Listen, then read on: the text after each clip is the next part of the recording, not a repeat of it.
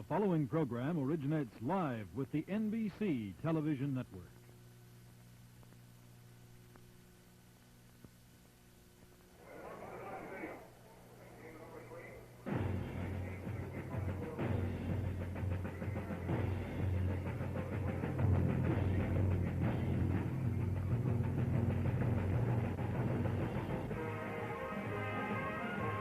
NBC Sports presents the 1965 World Series. From Dodger Stadium in Los Angeles, California, the Minnesota Twins meeting the Los Angeles Dodgers. Brought to you by The Gillette Safety Razor Company, maker of the slim, adjustable razor. The Gillette Super Stainless, the totally new Gillette Super Stainless blade. Foamy, the cream of all instant lathers. Right Guard spray deodorant and new Heads Up hairdressing for men. and by Chrysler Canada Limited and its dealers who sell Imperial, Chrysler, Dodge, Plymouth, Valiant, Dodge and Fargo trucks from Chrysler Canada Limited. Good afternoon, everybody. This is Vin Scully, along with Ray Scott, welcoming you to Dodger Stadium in Los Angeles and the third game of the 1965 World Series.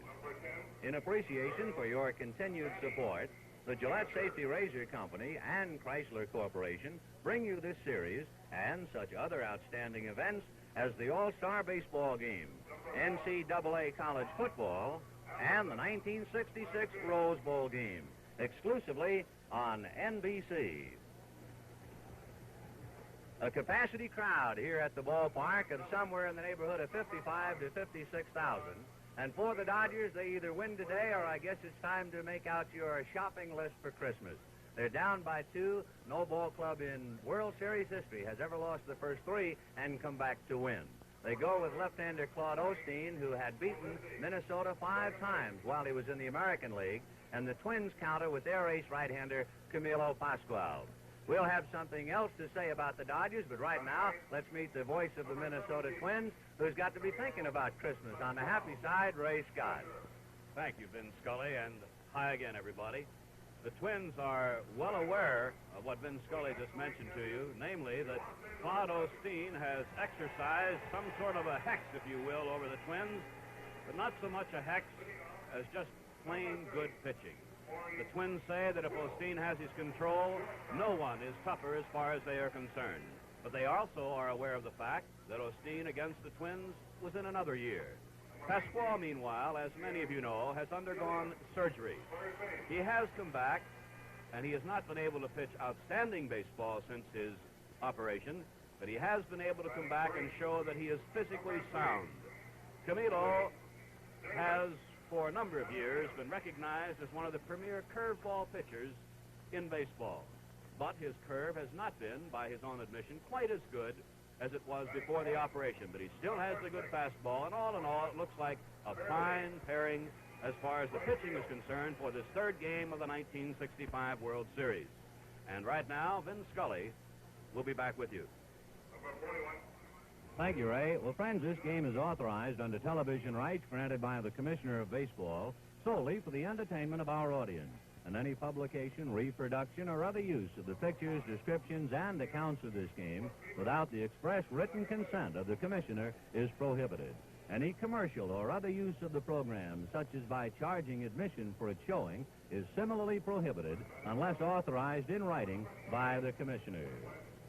Dodger Stadium in Los Angeles, and just to refresh your memory, the statistics for the first 2 games of the World Series: Minnesota beating the Dodgers handily 8-2, each side with 10 hits, and the Dodgers committing an error. In the first game of the series, of course, the winning pitcher, Jim Grant, the losing pitcher, Don Drysdale. The second game of the series, again, it was all Minnesota, 5-1 on 9 hits, the Dodgers with 7 hits and 3 very big errors. In that game, the winning pitcher, a tremendous performance by left-hander Jim Cott, and the losing pitcher for the Dodgers, Sandy Koufax. And now it is the third game as the scene shifted from Metropolitan Stadium in Bloomington, Minnesota to Dodger Stadium in Los Angeles. The first thing we will do is familiarize you with the ballpark and its dimensions It is 330 down the line, but it begins to fall away rapidly. On the other side of the Dodger bullpen, in left field, it goes to 380, then to 390, and then to 410 in straightaway center field. And by the way, while we are looking at the wall, those are plywood panels as the center and left and right field walls, and a player can actually hit it and either bounce off or go right through. And although we have never seen an outfielder go through, we have seen them hit a jolting shot and still come away, fortunately, uninjured.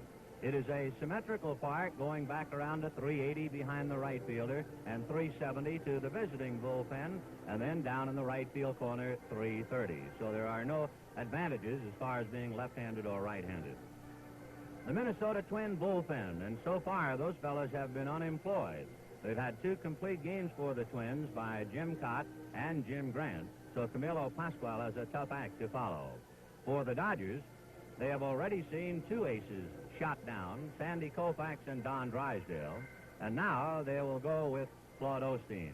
Meanwhile, Pascual tuning up, not too much pressure on him. They've already gotten 2 in the bank.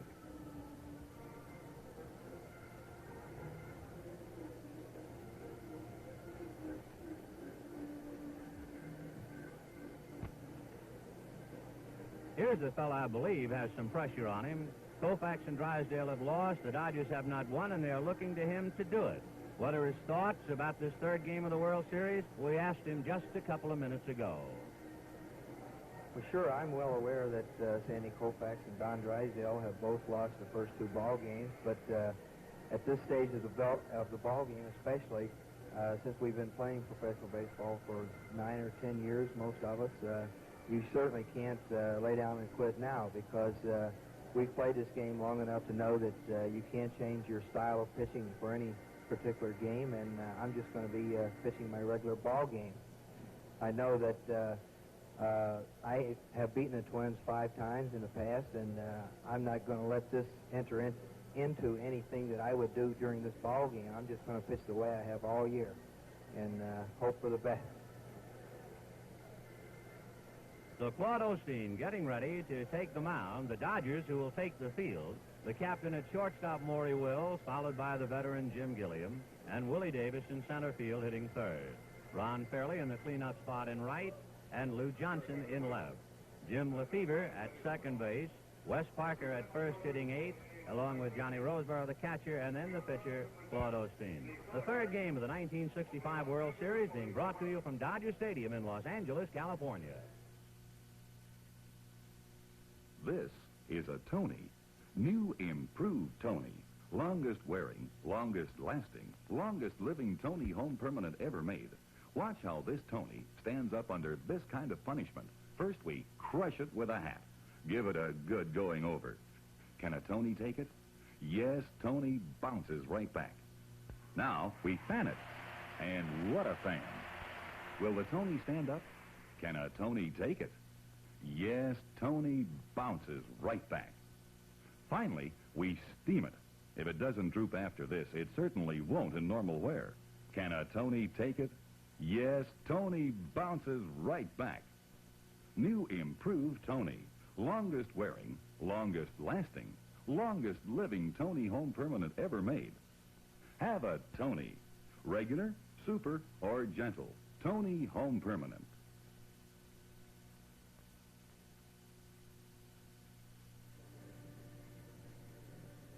Here at Dodger Stadium, the Marine Corps Color Guard marching the colors out to center field and the crowd standing in respect. A rather gray day in Los Angeles, and we are hopeful that the sun will burn off the overcast. Now, to give you the picture, the crowd standing, and the public address announcer, John Ramsey, introducing Laurich Melchior, who will sing our national anthem.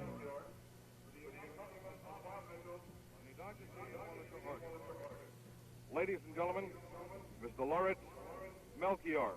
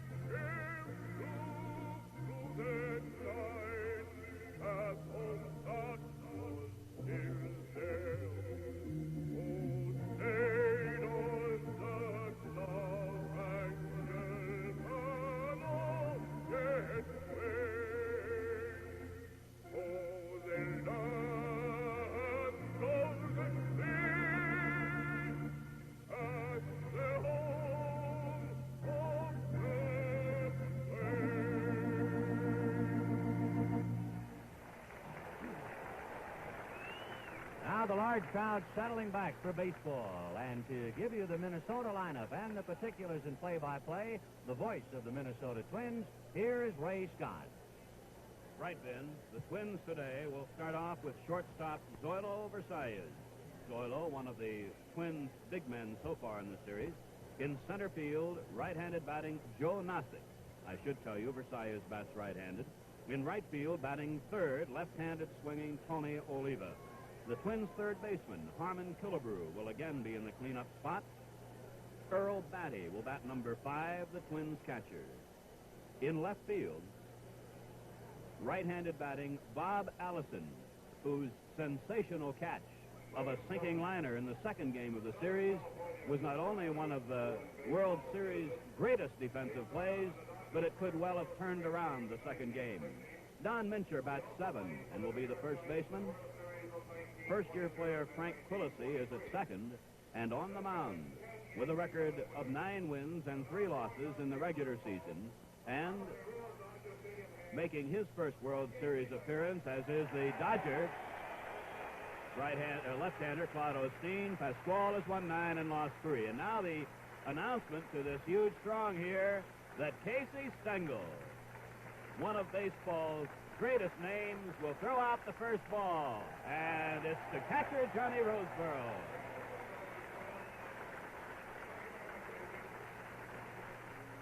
What would a World Series game be without a Casey Stengel present in some capacity, official or unofficial? We pause briefly for station identification.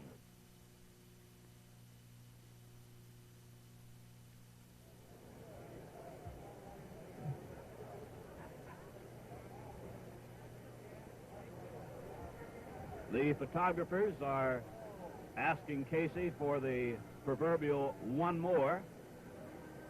Manager Sam Mealy on his right, and manager Walter Alston walking away. And I guess, Ben, we should pass along the bit of intelligence that manager Sam and wife Connie are still awaiting the arrival of the youngster. And as I understand it, number 5 in the Mealy household was due on Wednesday of this week. And so Casey Stengel, recovering from his accident, goes to his seat, and the Dodgers take the field.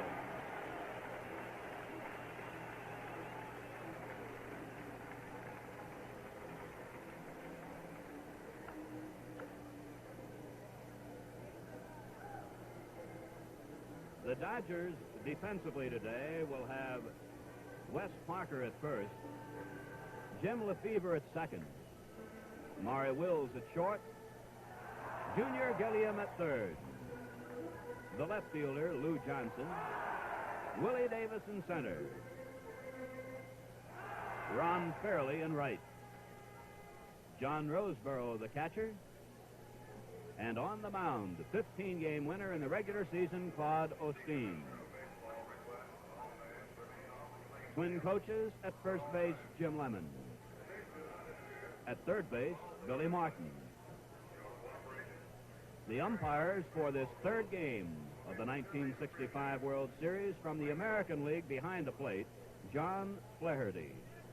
At first base from the National League, Ed Sudol. The American League's Bob Stewart will be at second. Calling him as he sees him at third will be the National League's Ed Vargo. Along the left field line, Tony Venzen from the National League, and on the right field line, Ed Hurley of the American League.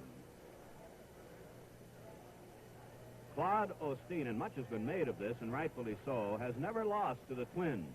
While pitching for the Washington Senators, his former club, he compiled a record of 5 wins and no losses against the Twins. In the regular season, he won 15 and lost 15. He was, I guess there's always one pitcher, it seems, on every winning ball club who is destined not to get run support. And Osteen had that happen to him this season, because despite a .500 record, his earned run average was a sparkling 2.79. He worked 287 innings. The Twins regard him as a tremendous competitor, and to a man they say one thing: if he is getting his pitches over, he is tough to beat. And so the Twins, with a record of 2 wins and no losses, will be trying for 3 in a row, and the Dodgers, in the friendly confines of Dodger Stadium, will try to break through. Twins leadoff batter Zoilo Versalles has collected 3 hits in 10 at-bats in the series and has knocked in 4 runs, has played very well in the field. He has stolen 1 base. His regular season batting average, .273, and batting almost exclusively in the leadoff spot, knocked in 77 runs while homering 19 times. He has 1 home run in this series. Had a brief delay here. Ed Hurley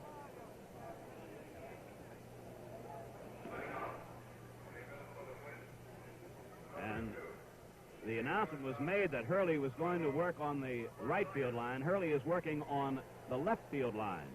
And there's been a delay while Ed Hurley was having some sort of a conference with the Dodger manager, Walter Alston. But right now, we're about ready to go.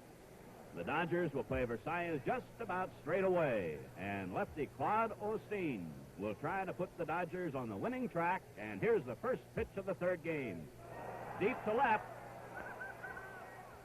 Into the stands. Ground rule double.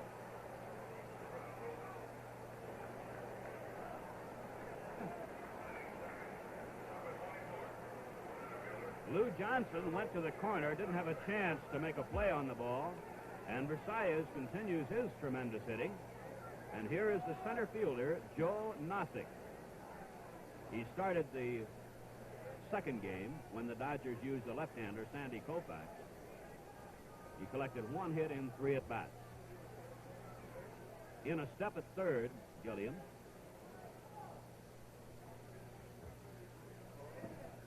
Ball 1.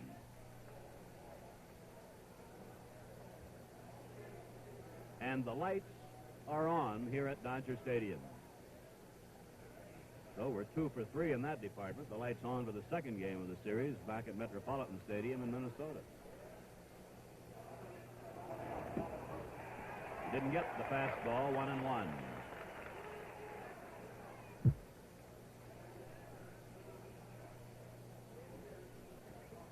Osteen has excellent breaking pitches.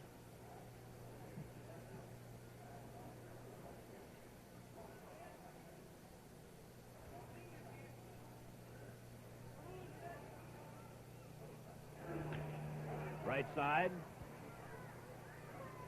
Out at first, and Versalles goes to 3rd. Parker to Osteen for the put-off. Here is Tony Oliva. In the regular season, Oliva hit .226 here at Dodger Stadium. I should tell you, Versalles hit .289 in the regular series. Oliva in the World Series, 1 hit in 8 at-bats. It was a double, and he knocked in the 1st run of the 2nd game with it. The outfield will be straight away as manager Walter Alston has the Dodger infield at the edge of the grass.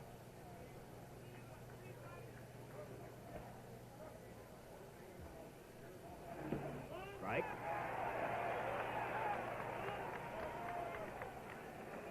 Oliva, the latter weeks of the regular season, started to wear the glove on the right hand.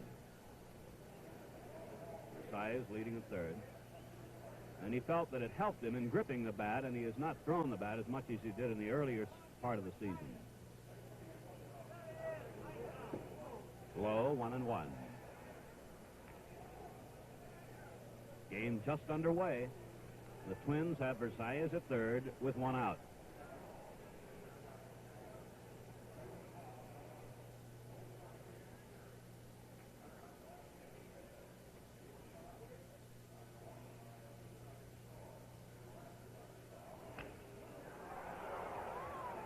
The runner has to hold. 2 down. Versalles, believing Osteen might field the ball, had to hold at 3rd. And with 2 down, the batter is Harmon Killebrew. He has had 3 hits in 6 at-bats in the series and has knocked in a run.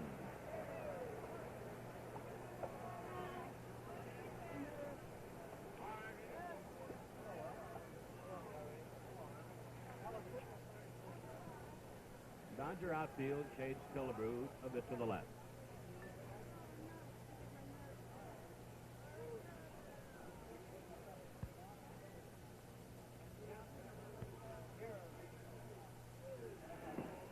Ball one. Killebrew asks that the ball be examined. Plate umpire John Flaherty apparently detects some slight flaw and a new ball is in play. 2 out, Versailles at third. Twins batting in the first inning.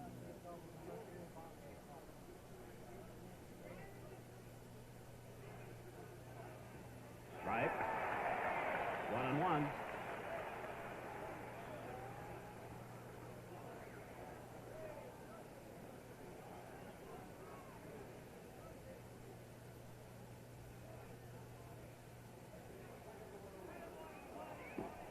Missing outside with his fastball. Ball 2, strike 1.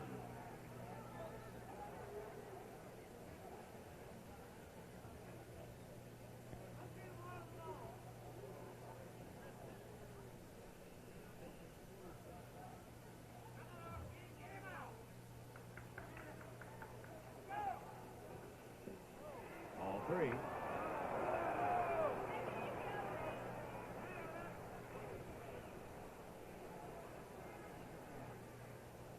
Killebrew feels that his swing will not be 100% sound until next year. Twins Versailles taking his lead at third. Ball 4. Just off the outside edge. So pitching carefully, Killebrew walks, and with 2 down, the Twins catcher Earl Batty comes to the plate. Batty, in the first 2 games of the series, collected 2 hits in 8 at-bats and knocked in 2 runs. Playing here during the regular season, Batty was the Twins' top hitter with a .320 batting average, 8 hits in 25 at-bats and knocked in 3 runs. Dodger center fielder Willie Davis plays Batty several strides toward right. Ball 1.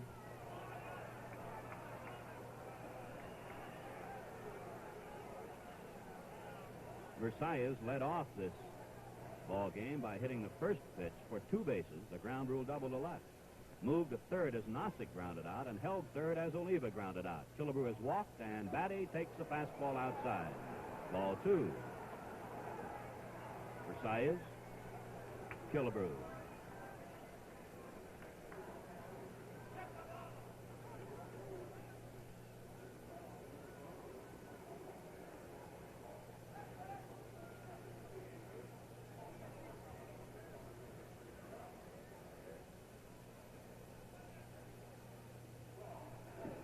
Strike. Killebrew is going to second. The throw down there. Versailles halfway to the plate. Being run now toward the plate. The throw is to the catcher. Versailles back to third, and he is out.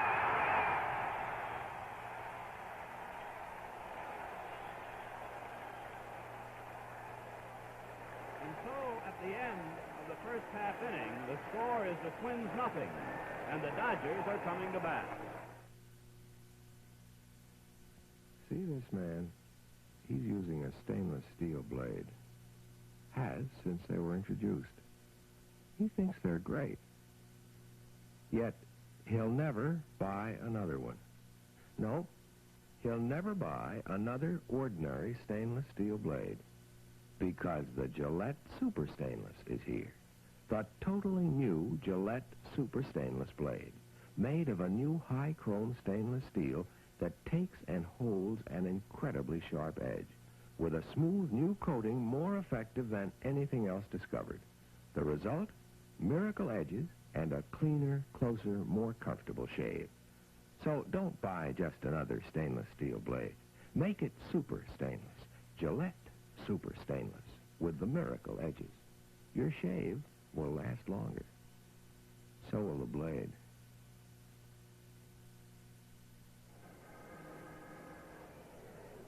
The Twins defensively have Don Mincher at first. Frank Quillisi at second, flanked by the shortstop, Zoilo Versailles. Harmon Killebrew is at third. The left fielder, Bob Allison. Joe Nossick in center. Tony Oliva in right. Earl Batty is the catcher. And right-hander Camilo Pascual is the pitcher. The Dodger coaches at first, Danny Ozark, and at third, Preston Gomez. Leading it off, Maury Wills.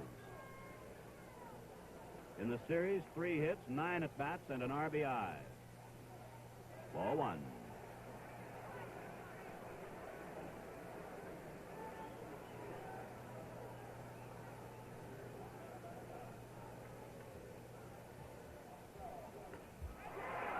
Killebrew, out.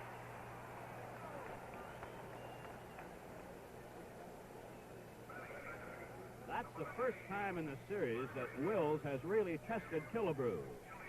He bunted for a base hit to drive in a run in the first game, but it was a drag bunt toward first. With 1 out, here is Jim Gilliam, 1 for 9 in the series. First inning, no score. The Dodgers batting with 1 out and none on.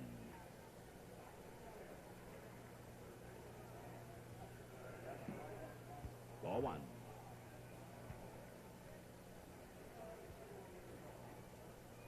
Pascual had to have surgery because of torn muscles behind the right shoulder. Ball 2. Reading signs from third base coach Preston Gomez.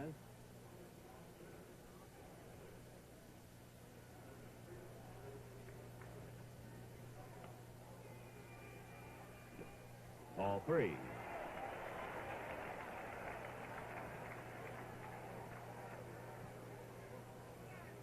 Pascual this season worked only 156 innings. Strike, 3 and 1. And in that period of time, struck out 96 and walked 63. Ball 3, strike 1 count to Gilliam. Strike, 3 and 2. For those of you who like to keep a scorecard, I should tell you that put out on Versailles went 2-6-2-5, with the third baseman getting the put out. Base hit. Tony Oliva. A double.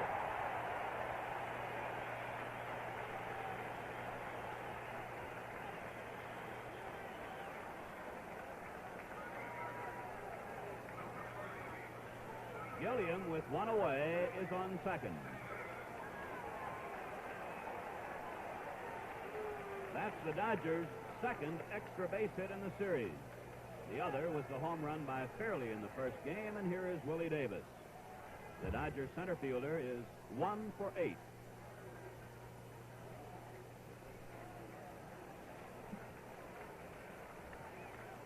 The outfield is shaded a bit to the right. Ball 1.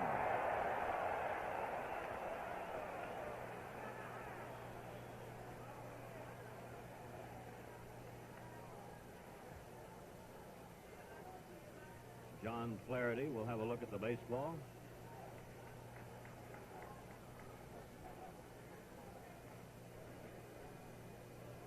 Versailles is at the mound.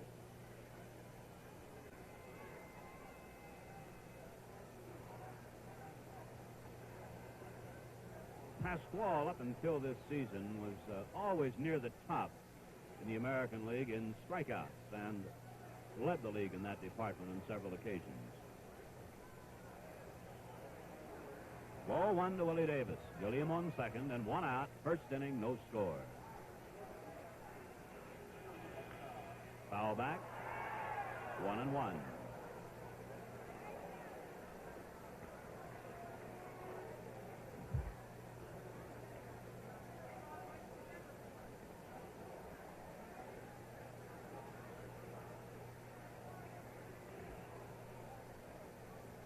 Pascual has long been a kicker of dirt at the mound, one of the real landscapers in the pitching profession. Center fielder Joe Nossick, 2 down, and Gilliam will hold at second. Nossick showing a fine arm.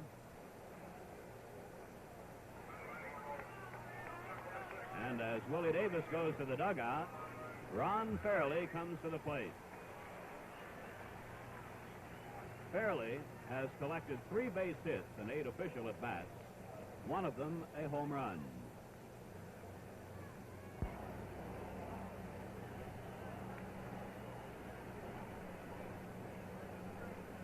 So far, Pasquale has shown little confidence in his curve, and he's been mainly throwing the fastball. He does not throw a slider.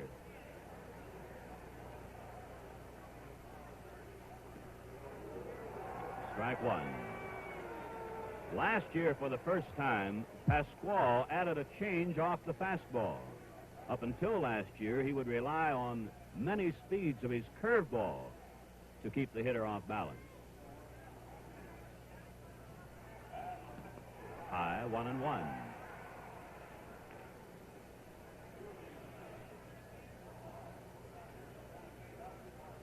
The Dodgers, Jim Gilliam on second, and Pasquale working to Fairley.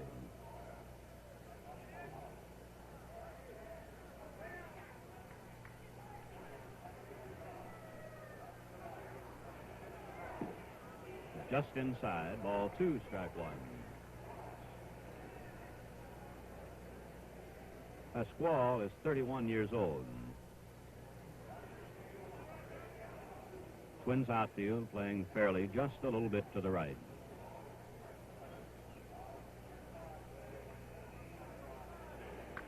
Foul, 2-2.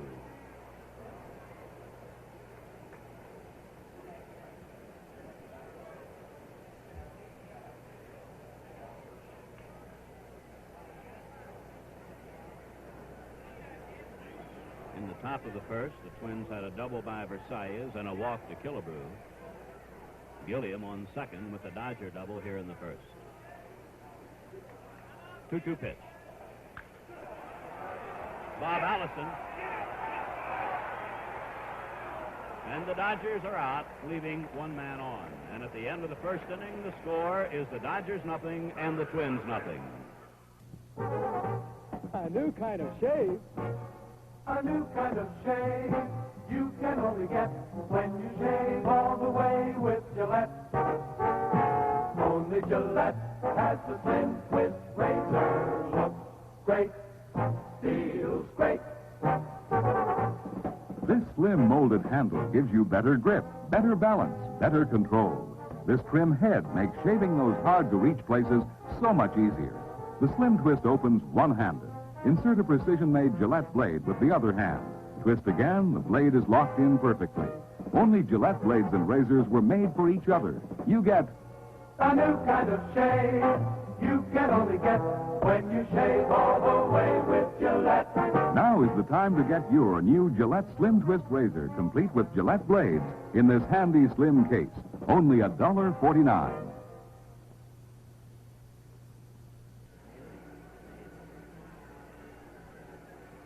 We have a scoreless first inning. Osteen and Pasquale in this third game, and the Twins in the second will send up catcher Earl Batty, left fielder Bob Allison, and first baseman Don Mincher.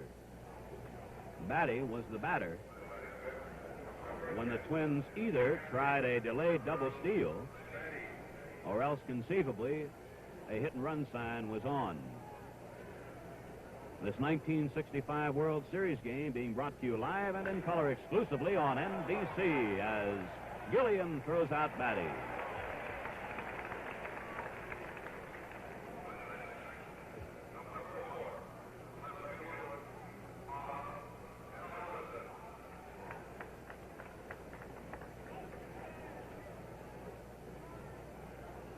Bob Allison is the Twins batter. He's had 1 hit and 4 at-bats in the series. It was a double and came up with what has so far been the fielding play of the series. Strike 1.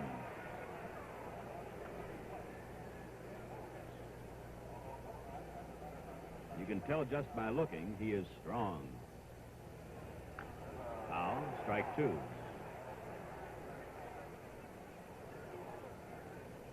Allison's remarkable catch in the second game of the series on a drive hit by Lefevre looking back on it now, could well have turned the second game completely around. 2-strike count on Allison, 1 out, none on. Second inning, no score. Fair ball, Roseboro to Parker, 2 down.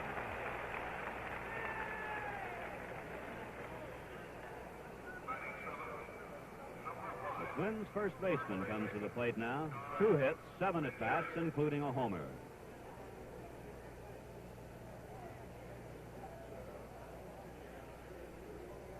Minch at one time had the label of being able to hit only right-handed pitching. He has changed it this season.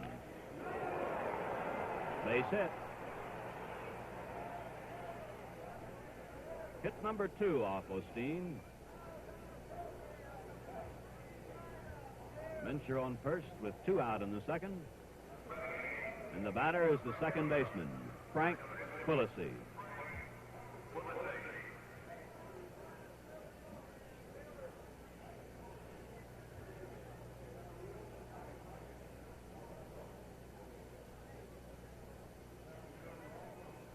Quillisi's had 2 hits in 6 at-bats, and he tied a World Series record by getting 2 hits in 1 inning, a double and a single in the first game of the series. He has knocked in 1 run. Ball 1.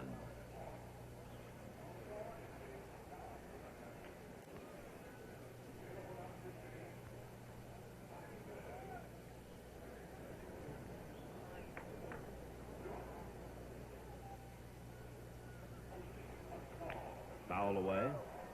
Incidentally, on deck right now, Camilo Pascual is one of the better hitting pitchers in baseball. I am told that one time in an all-star game in Cuba a few years back, he hit 3 home runs in 1 game. Ball 1, strike 1 to Quillisi. Parker holding with Mincher. Strike. Osteen's fastball getting the inside edge of the plate.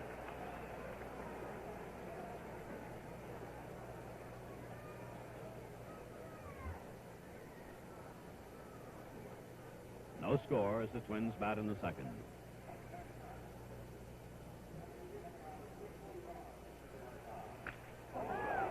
One hop to Wills.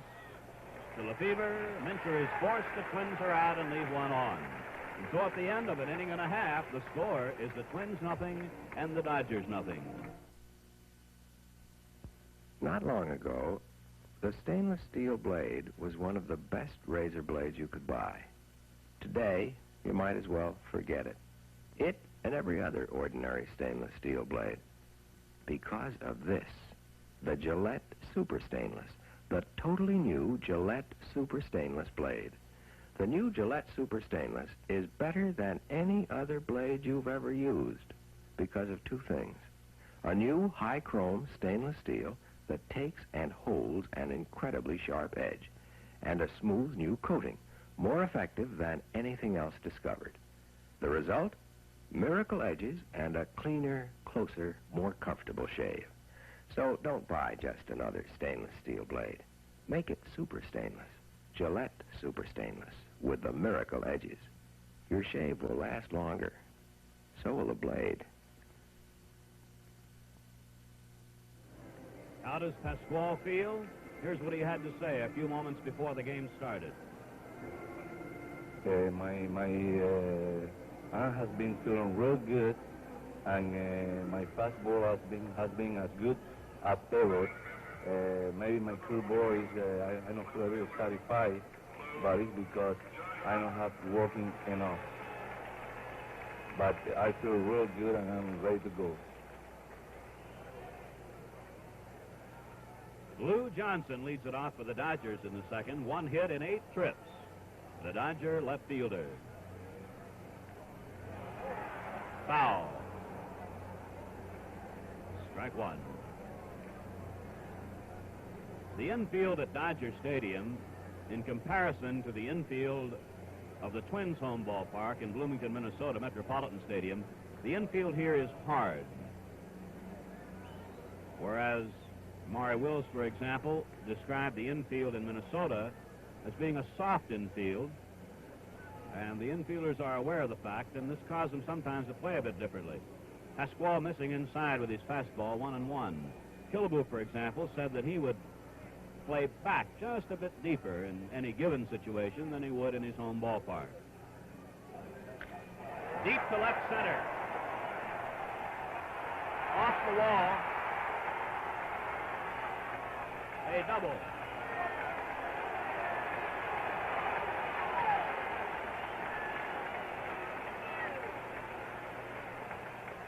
The Dodgers' third extra base hit of the series.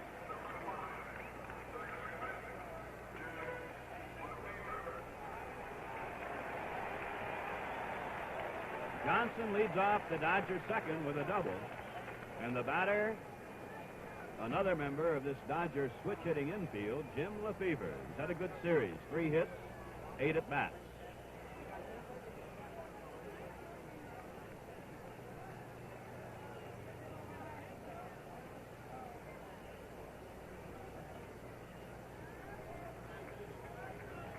He had a tremendous latter portion of the regular season.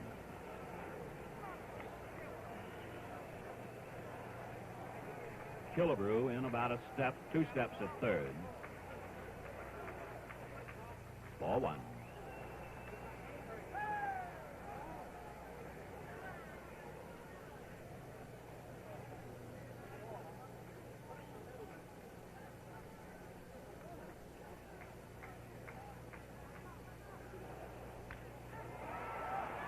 Allison in left, 1 away. Johnson holds at second.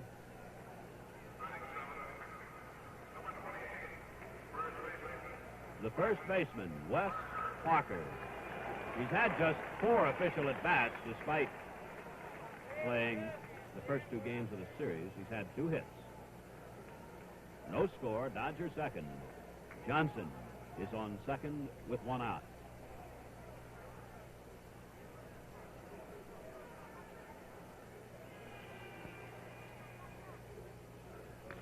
Foul, strike 1.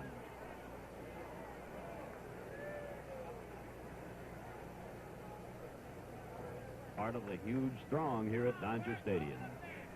In the Twins outfield, 3 very strong throwing arms in Allison, Nossick, and Oliva.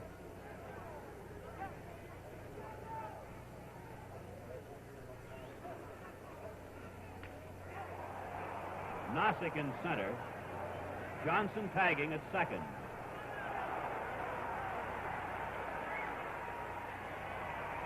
Two down and a runner at third.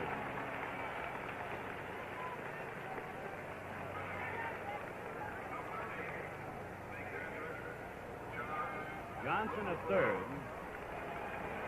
2 out, and the batter is Roseboro. He has collected 2 hits in 8 at-bats in the series and knocked in a run. In fact, he knocked in a run in the 7th inning of the second game with 2 out and the pitcher due next.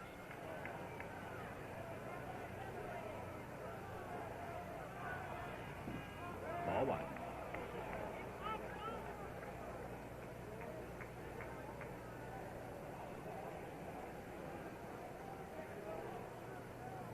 The Dodgers with 2 hits, both of them doubles. Gilliam in the first with 1 out.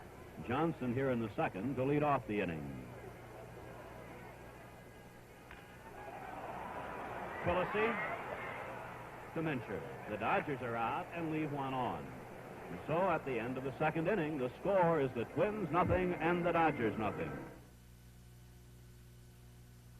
Who's been using my right guard? Uh-oh. I confess. Me too, Daddy. Relax, Harry. There's an extra one downstairs, and I've got Right Guard on my shopping list. Gillette Right Guard Power Spray Deodorant is just right for the whole family because nothing touches you but the spray itself. 2 seconds gives you 24-hour protection. Buy Right Guard in this new decorator container. Now another Gillette product. Try Gillette Heads Up, the new clean kind of men's hairdressing. The new clean kind of hairdressing that mixes with the natural conditioning elements of your hair and scalp, the way no greasy dressing can. So your hair looks naturally neat and handsome. Shampoo clean. Try Gillette Heads Up, the new clean kind of men's hairdressing. New Heads Up by Gillette, the people who know man best. Score, well now, we'll join in that. 62 years of age today. I mention it because it's already been publicized and I can't be accused of revealing any state secrets. So a happy birthday to the president of the Dodgers, Mr. Walter O'Malley. Claude Osteen will be called upon to face Pasquale, Versailles, and Nossick here in the third inning. I'd earlier mentioned that Camilo's a pretty good batter. Now, his average this season, just 200, with 12 hits in 60 at-bats, but included in his hits, 2 home runs, and 1 was a grand slammer. He knocked in 8 runs. Today's attendance, 55,934. Foul out of play on the right side.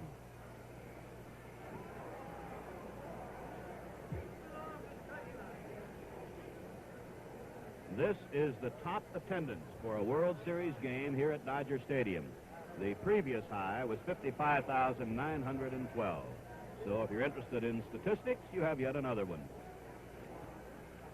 Pasquale dearly loves a high outside fastball. Right back to the mound and on to first, 1 away.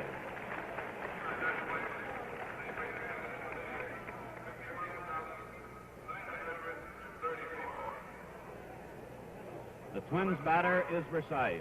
Doubled in the first, got as far as third. We would have to wait until after the game's over to find out whether the Twins had a delayed double steal on or a possible hit and run, but with Killebrew on first and Versailles on third, Killebrew broke for second, and Versailles wound up being caught in a rundown. Strike. Versailles has collected 4 hits in 11 at-bats. A homer, a triple, a double, and a single. So Versailles is hit for the cycle. Low and inside, 1-1.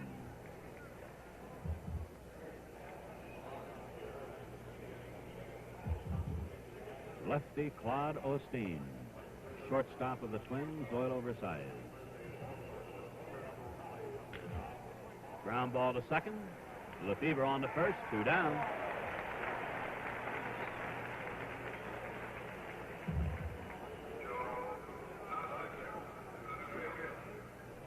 Twin center fielder Joe Nossick. Grounded out. First baseman to pitcher covering in the first inning. 2 out, none on. Third inning, there is no score. Foul.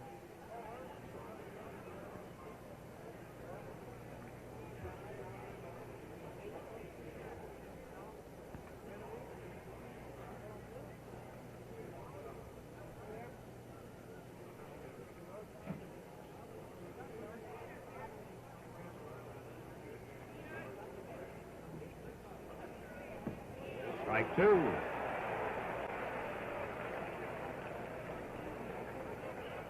Claude Osteen paying particular attention right now to that scouting report on Nossick. You can see there how Gilliam is playing Nossick very close to the line, aware of the fact that they're going to pitch him inside.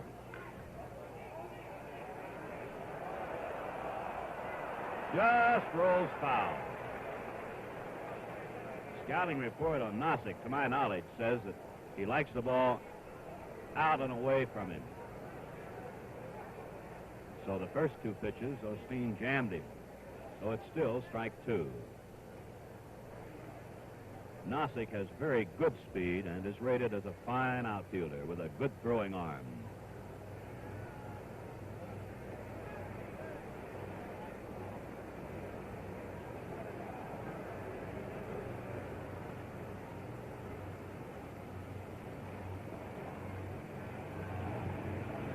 Foul.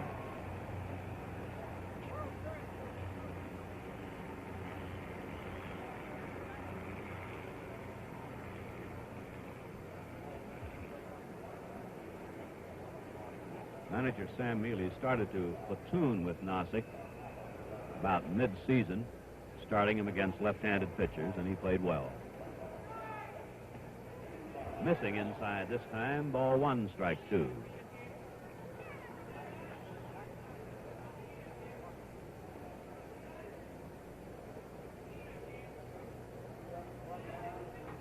Twins left a man on in the first, another in the second, and the same with the Dodgers.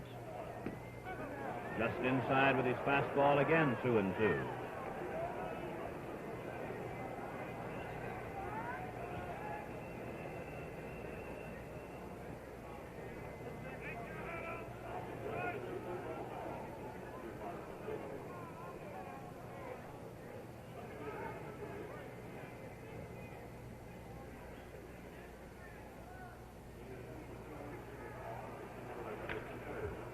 Second baseman Lefevre.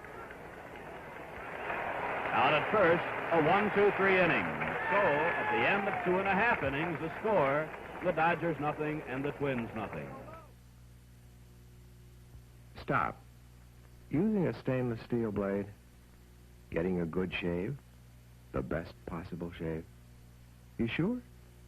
When you bought it, the stainless steel blade was one of the best in the world. Today, you might as well forget it. It and every other ordinary stainless steel blade.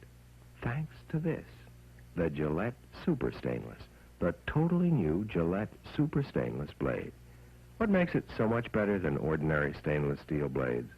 A new high-chrome stainless steel that takes and holds an incredibly sharp edge, and a smooth new coating more effective than anything else discovered. The result? Miracle edges and a cleaner, closer, more comfortable shave. So don't buy just another stainless steel blade. Make it super stainless. Gillette Super Stainless with the miracle edges. Your shave will last longer. So will the blade.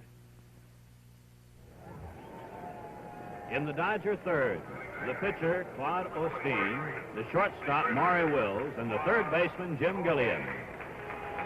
Osteen in the regular season had 12 hits and 99 at-bats.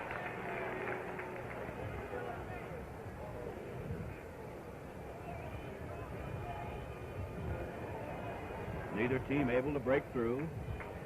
Each team with 2 hits. Strike.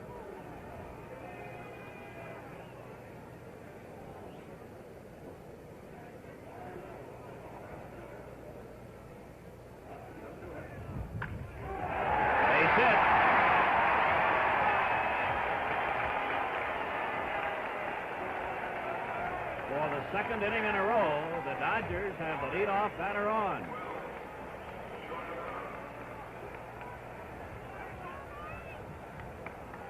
Osteen wants the warm-up jacket.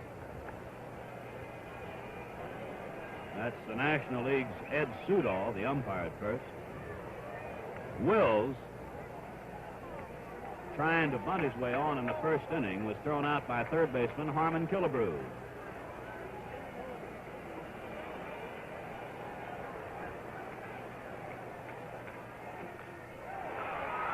Sayers, Aquilisi, no chance for the double play. 1 out.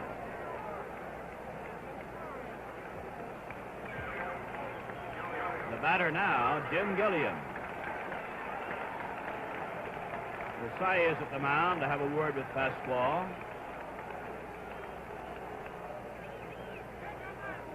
Now, Wills has not stolen a base in the World Series. Pasquale, as I am sure you have noticed, has a big motion. When he rears back, a base runner has that additional split second. Gilliam doubled his first trip. There goes Wills, strike. And the ball not held by Versailles. Stolen base.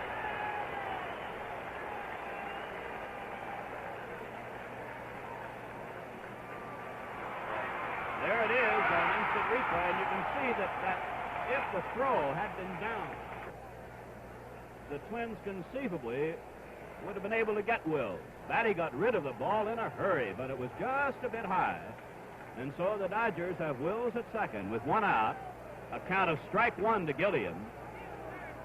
Gilliam's double in the first inning. He pulled an inside pitch between Mincher, the first baseman, and the line. No score. Top last half of the third.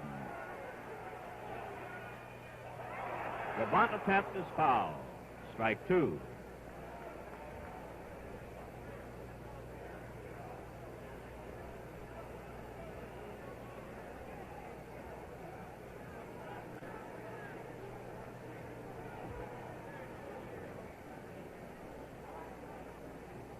It's pretty obvious that the Dodgers' strategy calls for the Dodgers to try and bunt for base hits. Vin Scully has an unofficial count here, and I think that's 3 times the Dodgers have tried to bunt for a base hit. High and inside, ball one.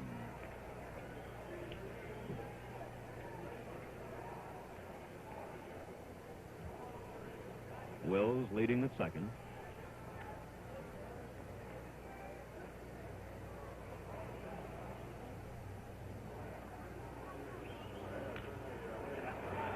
Short to first, 2 down, and Wills at third.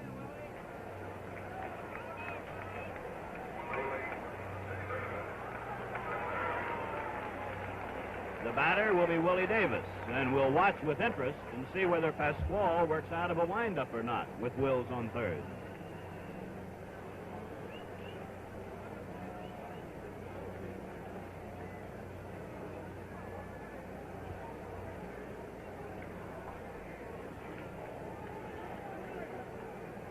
First time up, Davis sent a fly ball to center. Pasquale will not work out of a windup.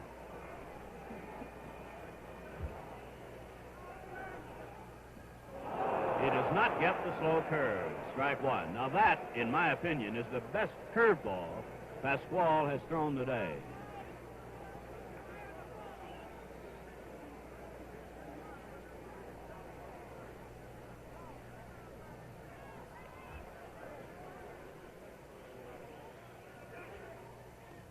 High, 1-1.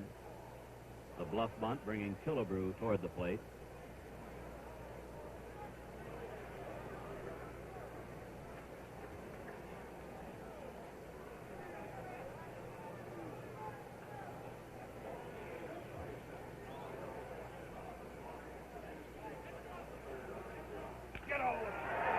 Mincher out at first, and a near collision as Mincher decided not to risk the throw. The Dodgers are out and leave one on. So at the end of the third inning, the score is the Twins nothing and the Dodgers nothing. We pause for station identification. Tony Oliva has some problems with the English language, but we did get a chance to ask him about facing Claude Osteen. Let's see, Agustin, he used a pitcher for Washington, and he beat us about 4 or 5 times. And he got a pretty good fastball, and he got a good score. But this is last year, and this is a different year. He's now in different club, and last year sometimes we got 4 or 5 runs, 3 runs, and he still beat us. So maybe this year is different. Oliva has been held well in check by Dodger pitching in this series, collecting just 1 hit in 9 at-bats. It was a double, and it produced a run. In the first inning today, grounded out second to first. Strike.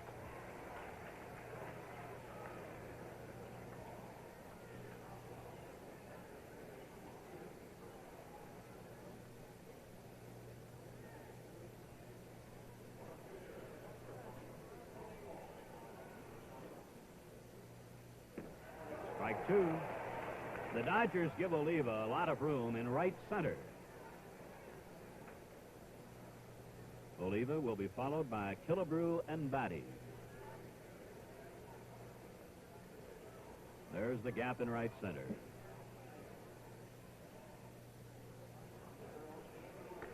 Foul.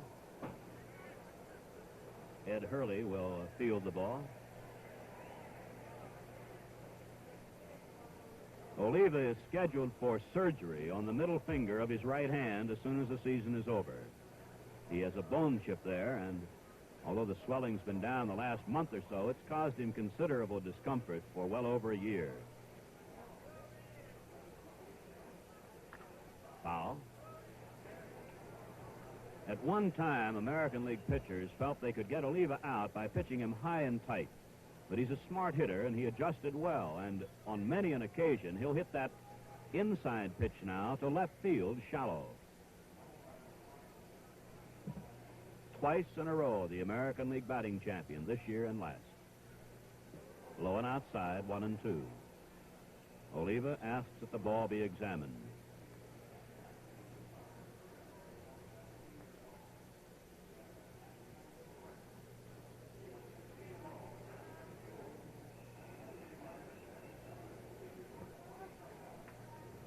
Claude Osteen, never a loser to the Twins. With the Senators, 5 wins, no losses against Minnesota. Breaking ball low, 2-2.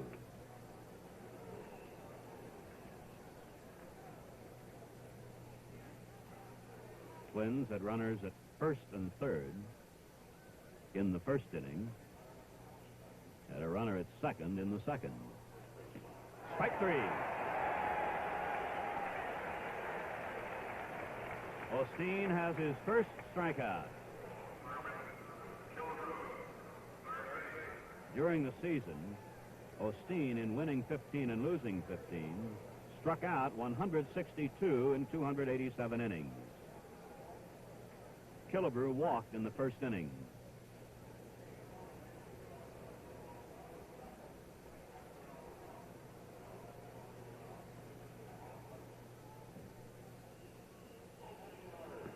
Strike 1.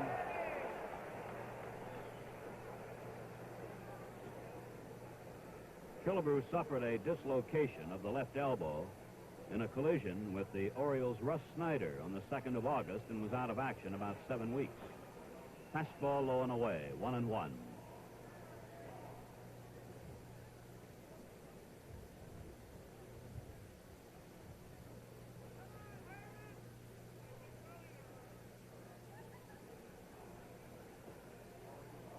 Change curve low, ball 2, strike 1.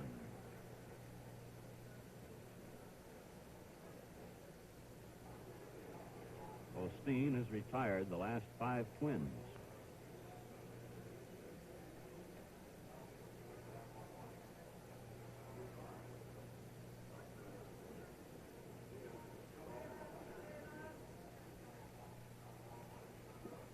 Three and 1.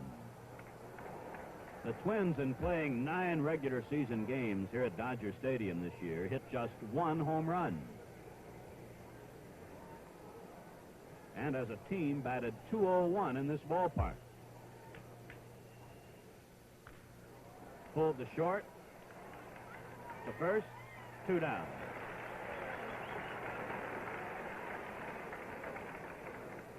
With 2 out and none on and no score here in the 4th inning, Earl Batty comes to the plate. Was thrown out by Gilliam in the 2nd inning.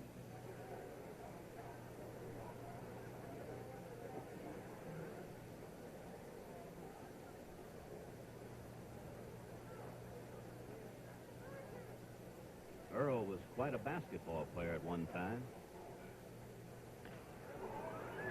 Couple of bounces to short. 1, 2, 3. So at the end of 3.5 innings, the score is still the Twins nothing and the Dodgers nothing. You wouldn't think of buying a dress too small or a sandwich too big. You wouldn't have a mop too short or eyelashes too long. You insist your glasses fit right. Your cake bakes light. But what about your pen? Size counts there, too, and just as much. Size makes writing easy or hard, cramped or comfortable. That's why Papermate designed the 3 different sized, shaped, and weighted pens in the Papermate Profile Trio. That one's the slim, light, responsive, smart. That's the husky, real heft and weight. Substantial. And the regular, average size and weight, the one most people like. 3 pens, 3 sizes, shapes, and weights. The Papermate Profile Trio. Pick the one that's right for you. Tonight at 8:30, 7:30 Central Time, that super sleuth, Maxwell Smart, outsmarts a band of smugglers. Watch the world's worst secret agent in action tonight on Get Smart, in color. Ron Fairley starts it off for the Dodgers in the 4th inning, to be followed by Lou Johnson and Jim Lefevre. There is no score. Fairley flied out to left in the 1st inning. Pasquale has allowed 3 hits, 1 in each inning. Gilliam's double in the 1st, Johnson's double in the 2nd, and Osteen's single in the 3rd. Pasquale has issued no walks, and he has no strikeouts. Ball 1.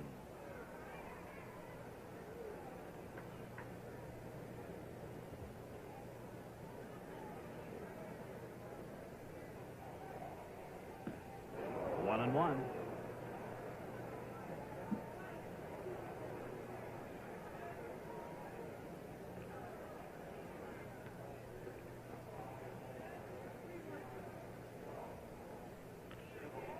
Fair ball.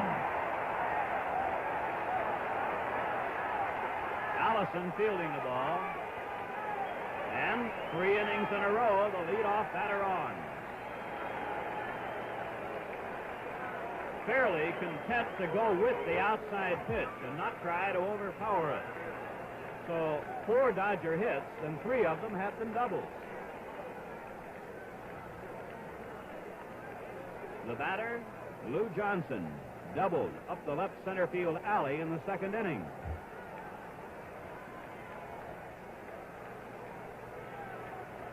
No score, but the Dodgers with the leadoff batter on 2nd in the last of the 4th.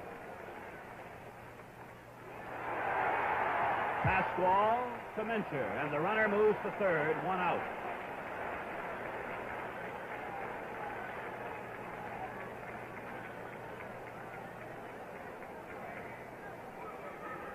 The Twins are now looking to the dugout as Jim Lefevre comes to the plate. The Twins wanting manager Sam Mealy to indicate where shall we play on the infield. Lefevre sent a fly ball to shallow left in the 2nd inning with Johnson on 2nd. He comes up now with Fairley on 3rd and only 1 out in the last of the 4th of a scoreless game. Versailles with a tremendous play, and the runner is held at 3rd.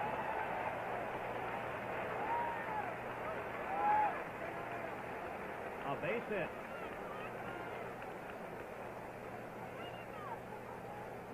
Zoilo Versailles cutting off a certain run, but the Dodgers still have a 1-out threat going with runners at 1st and 3rd.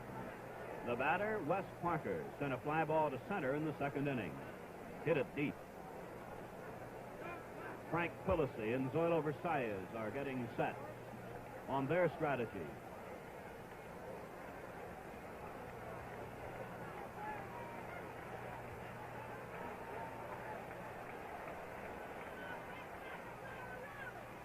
Ball 1.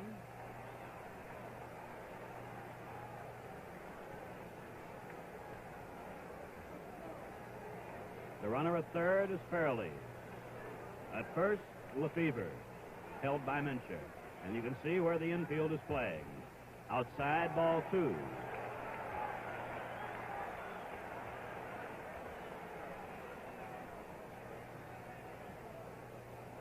Camilo Pasquale in a 1-out jam of this scoreless game in the 4th inning.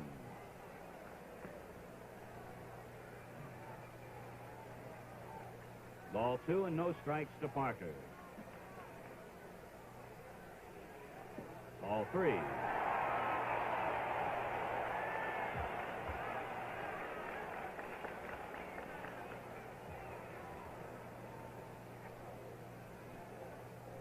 Three and 0.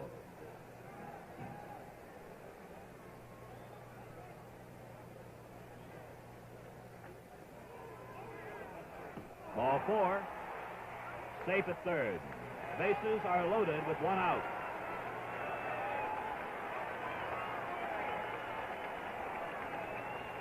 Earl Batty has asked for time and a meeting at the mound.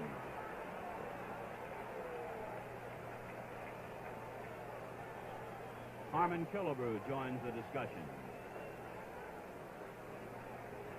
While this is going on the infield, the outfielders, center and left, Nossick and Allison, have had a meeting.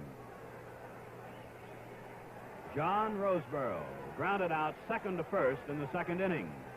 Now, as you'll note, the Twins have the infield at the edge of the grass on the left side, halfway on the right side. Ball one low. So Batty called for the off-speed pitch on the first pitch.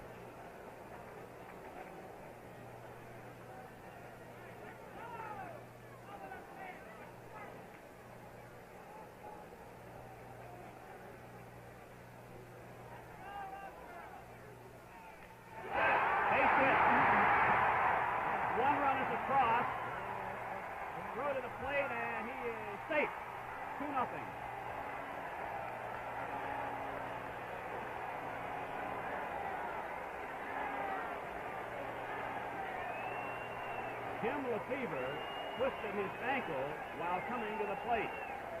Roseboro has his second and third runs batted in of the series, and the Dodgers take a 2-0 lead. Fairley scored. Lefevre scored. Parker stopped at second. And the Dodgers break through. And the pitcher, Claude Osteen, comes to the plate. Slapped an outside pitch into left field for a base hit in the third inning. 6 hits off Pasquale. The Twins are anticipating a bunt.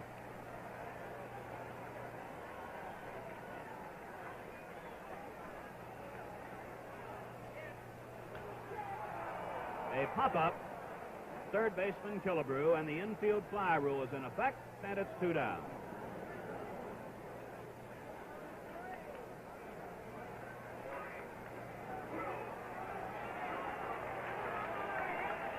Maury Wills comes up, grounded out in the first, grounded into a force play in the third, and then proceeded to steal second.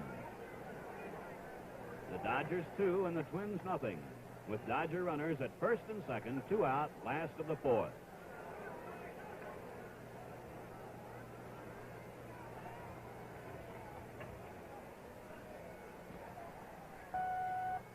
The runner from second going for third, the throw, and he is safe.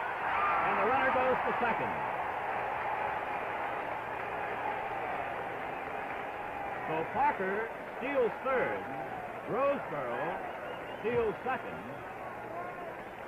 And there's the instant replay of that steal, and with Killebrew playing in tight, you'll note the throw was there in time, but with the third baseman in, he could not get the ball to the runner, and so the Dodgers have runners at second and third. It was a strike to Wills.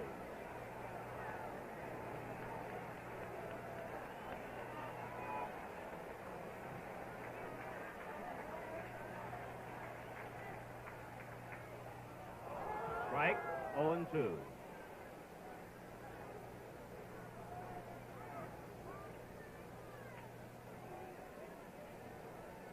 Pasquale in this inning has given up a double, an infield single, a walk, and a bases-loaded single to Roseboro.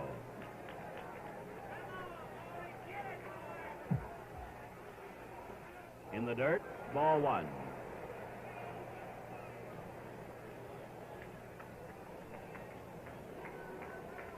On third base, Parker. On second base, Roseboro.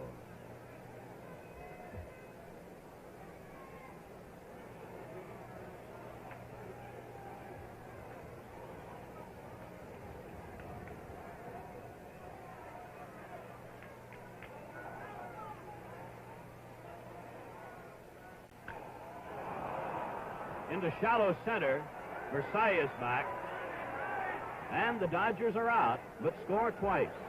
And so, at the end of the fourth inning, the score, the Dodgers 2 and the Twins nothing. See this man? He's using a stainless steel blade. Has since they were introduced. He thinks they're great. Yet, he'll never buy another one. No, he'll never buy another ordinary stainless steel blade. Because the Gillette Super Stainless is here. The totally new Gillette Super Stainless blade. Made of a new high chrome stainless steel that takes and holds an incredibly sharp edge. With a smooth new coating more effective than anything else discovered. The result? Miracle edges and a cleaner, closer, more comfortable shave. So don't buy just another stainless steel blade. Make it Super Stainless. Gillette Super Stainless with the miracle edges. Your shave will last longer. So will the blade. This 1965 World Series game is being brought to you live and in color exclusively on NBC. Well, Vin Scully, with the announcement that Dick Tracewski is the new second baseman, did you notice at what point Jimmy Lefevre might have injured his ankle? Yes, I did, Ray. When Lefevre was scoring on the base hit by Roseboro, Osteen and Wills were up at the plate telling Jimmy to slide because Tony Oliva has one of the great throwing arms in the American League. Lefevre seemed to hesitate as to whether he was going to slide or come in standing up. And it was at that point, I believe, when he twisted the ankle, and he eventually came in standing up and now goes out. So a new Dodger second baseman, Dick Tracewski, and Bob Allison is up, taking a curve from Osteen for strike one. Allison sent a little tapper in front of the plate in the second inning and was thrown out by Roseboro. The Dodgers have a 2-0 lead in this third game of the World Series. Foul off the hand of Billy Martin. Strike two.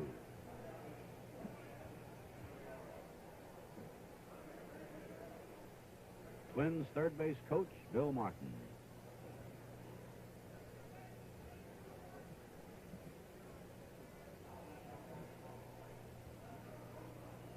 The Twins have managed but 2 hits. Osteen has walked 1 and struck out 1. It's an errorless game. Just a bit low with a fastball. Ball 1, strike 2.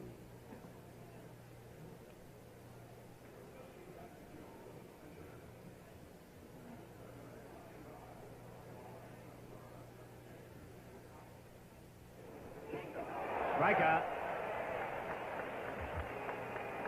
As Don Mincher comes to the plate, we asked him before the ball game about facing Osteen.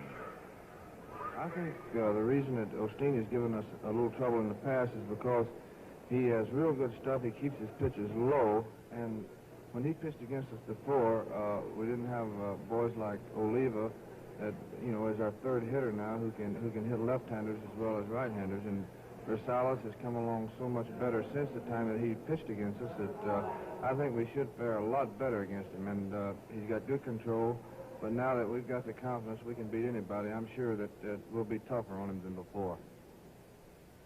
Mincher singled his first time up today. Low, ball 2.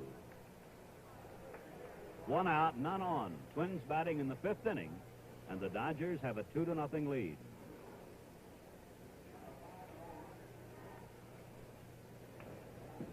Strike. 2-1.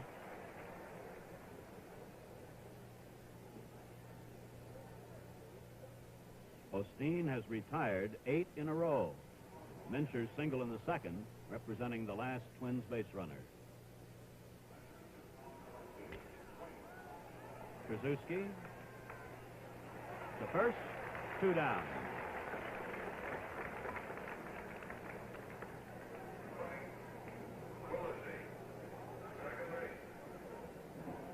Dick Tracewski, many of you recall, is no stranger to World Series competition. He played in all 4 games when the Dodgers swept the Yankees in 1963. Here's Frank Quillisi, grounded into a force out in the 2nd inning. 2 out and none on. 5th inning. First baseman Wes Parker calling. Another 1-2-3 inning. And so, at the middle of the 5th inning, the score is the Dodgers 2 and the Twins nothing. The second half of today's game is brought to you by Chrysler Corporation. Today's host, Chrysler and Imperial and your local Chrysler and Imperial dealers. Your Chrysler Canada dealer presents Hit Parade for 66, a lineup of cars that are bound to lead the parade. Exciting Chrysler. Move up. Enjoy the Chrysler way of life. Big Dodge. Dodge gives you more than ever before. More size, more comfort, more pride. It's a lot more car for your money. Swinging Coronet by Dodge. Coronet's a new idea from Dodge. Plymouth, twice the Tiger for 66. There's the hot new Belvedere, a smart new Sizzler from Plymouth. Then there's the big new Plymouth Fury. Nothing goes like Fury. Spirited Valiant. Nobody beats Valiant for value. See them all now at your Chrysler Canada dealers during Hit Parade 66.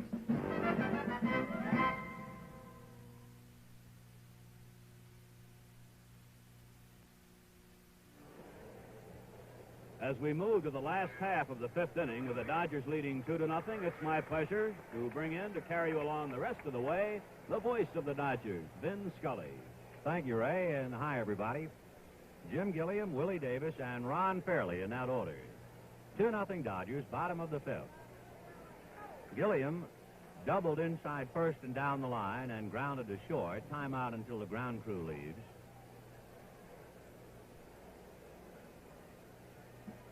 Jim 1 for 2.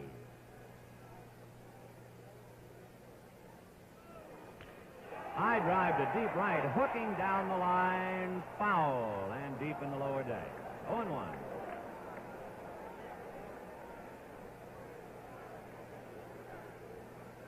Gilliam is not a home run threat, particularly in a park of this size. Jim hit 4 home runs this year.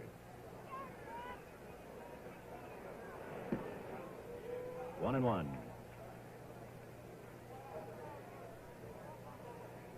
Pasquale is due up first when the Twins hit in the 6th inning.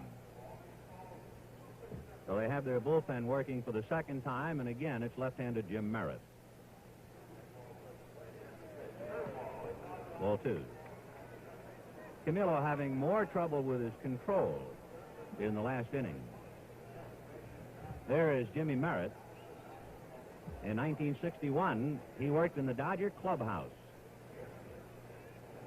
Ball 3. So Camilo is struggling with the strike zone right now. He's been basically high wild, although he's only walked 1.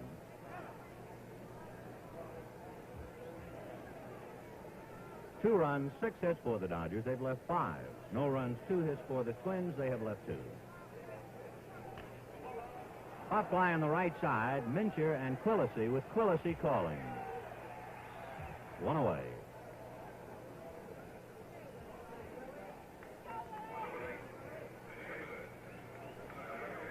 Willie Davis flied to center, grounded to first.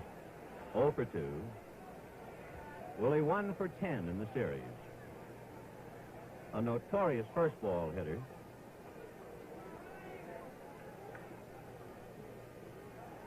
Time out for the moment. The sun is doing its best to burn off the early morning glare and is now beginning to present a couple of problems. So Frank Quillisi, who had a little trouble with the pop fly, won sunglasses. Zoilo Versailles comes over to get a pair, and they're going to bring some to Nossick and perhaps to Oliva as well. It's a tough sky, and of course with a big crowd and shirt sleeve, it presents an extra problem to get any kind of a jump on a ball hit in the air. So the boys go into their glasses.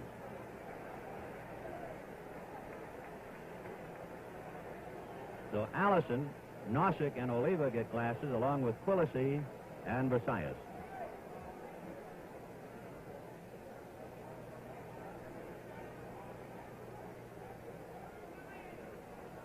One out, bottom of the fifth. Dodgers 2, Twins nothing.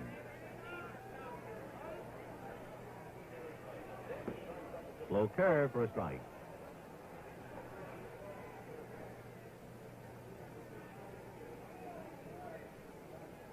One reason the Dodgers are trying to bunt a little bit more today, I think they themselves realize they let an opportunity get away in Minnesota. 1-1. It was on that rainy day in the second game with a wet infield. That was their game, and they let it go by.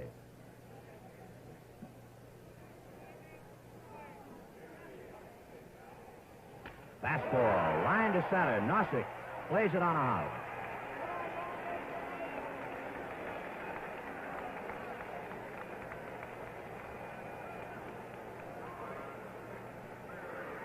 Seven hits for the Dodgers, and Willie Davis is a definite threat to go. In fact, right now, with fairly up, among other things, with less than 2 outs, there's a definite possibility of a hit-and-run play. Willie Davis stole 25 bases this year. Fairley has been unable to pull Pasquale. He flied to left and then doubled to left. Willie held on by Don Mincher. Willie and Wills, if they were put shoulder to shoulder in a 100-yard dash, Willie Davis would win. However, no one is able to get off in high gear the way Wills does. It takes Willie a few steps to build up to top speed. There he goes. Off the glove, down to Quillisi. No play at second. The play is to first. So they played hit and run, and Fairley winds up grounding out to Frank Quillisi. One thing that helped the Twins with Willie going, Quillisi was breaking towards the bag and therefore came right into the play. 2 out. Here's Lou Johnson.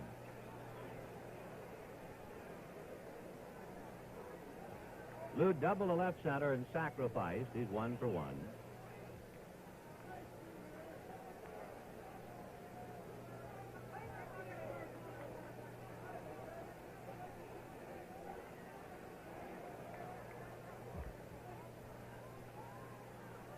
Dodgers 2, Twins nothing, 2 out in the 5th inning. Fouled away.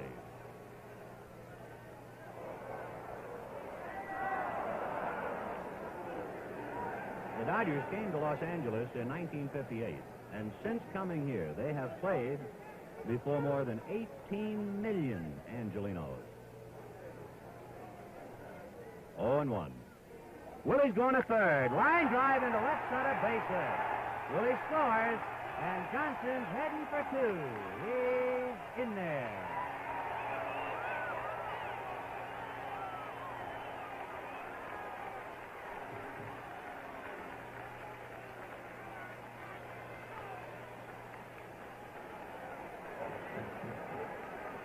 The Dodgers now have 4 doubles in their 8 hits.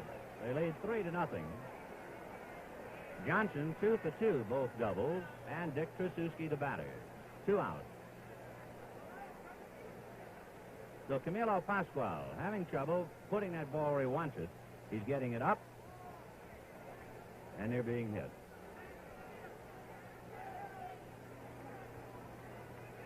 Dick Tracewski, as Ray mentioned to you, played all 4 games against the Yankees. The Dodgers try to make him a more aggressive hitter. If you were scouting him, you'd say he takes a lot of strikes, and they're trying to get him swing more. 4-1.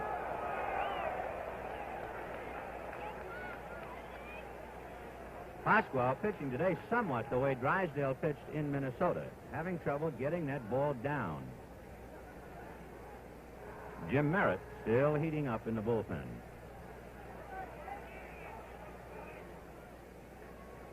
Willie was going on that pitch to Johnson, and now Lou's taking a big lead. Ball 2.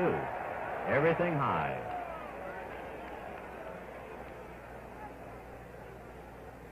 We are awaiting further word on Lefebvre. Among other things, Pasquale's cleats are filling up, so he's having trouble.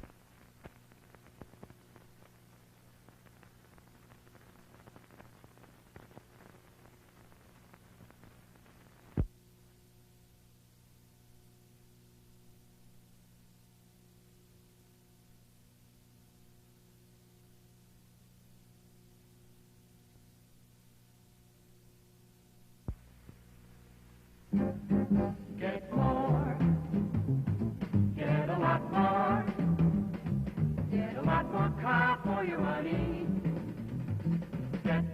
for 66. Get Dodge for 66. Dodge!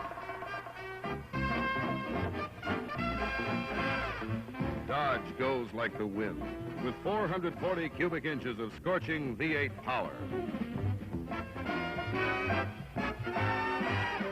Dodge corners like it's on rails. Dodge rides like velvet on a road-smoothing 121-inch wheelbase. Dodge is a very exciting car. Thrill to Dodge soon.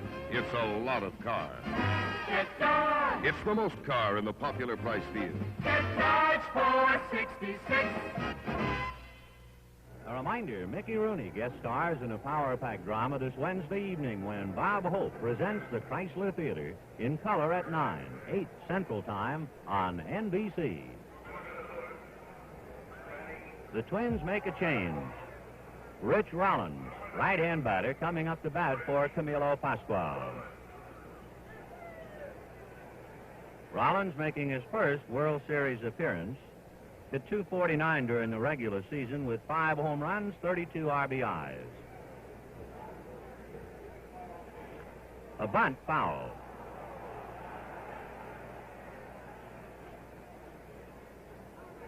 So Rich will try it again. So Camilo Pascual worked 5 innings, allowed 3 runs, 8 hits, walked 1, but his trouble still a case of lack of control. Did not strike out a batter.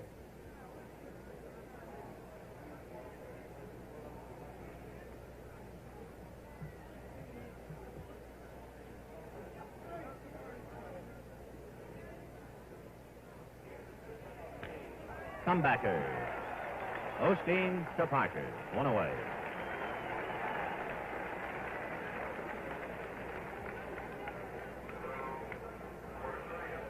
Zoilo Versailles, who has really stood out in this series with the glove, with the bat, with his legs.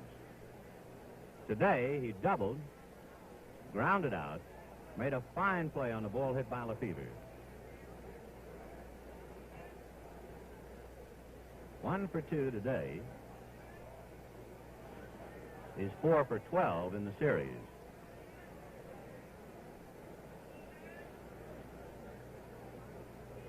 Gilliam plays him even with the bag at third. Strike. Gilliam was on the move. Jim right at the bag.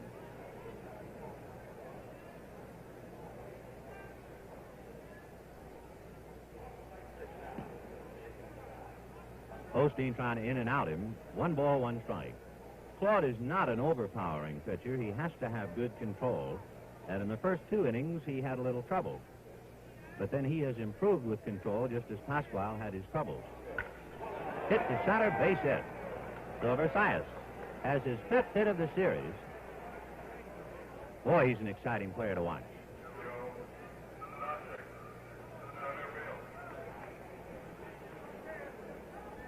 Joe Nossick had a few thoughts about the series. Here's what he said. The field is much harder than the Minnesota field has been lately, and I think the sun's going to play a factor today. It's cloudy out there now, and I hope it stays that way because in center field, the sun is right in the fielder's eyes. So if it stays cloudy, it shouldn't be too rough out there today. Line drive over Krasuski's glove, and Versailles goes into third base. So a line drive single to put Twins at first and third with 1 out as Minnesota now tries to get back in business. American League batting champ Tony Oliva coming up, and the Dodger bullpen will stir around.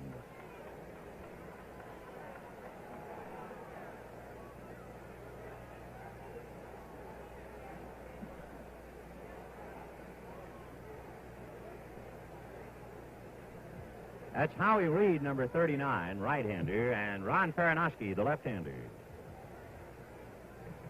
Osteen had a string going. He had retired 11 in a row and has now given up back-to-back singles to Versailles and Nossick. And here is Oliva, grounded out and struck out. Gilliam at the bag. Parker holding Nossick. Second base back. Ground ball at Trasuski. He's on the bag for one. Doubles him at first. No runs. 2 hits, 2 left. And at the end of 5 1/2, Dodgers 3, Twins nothing.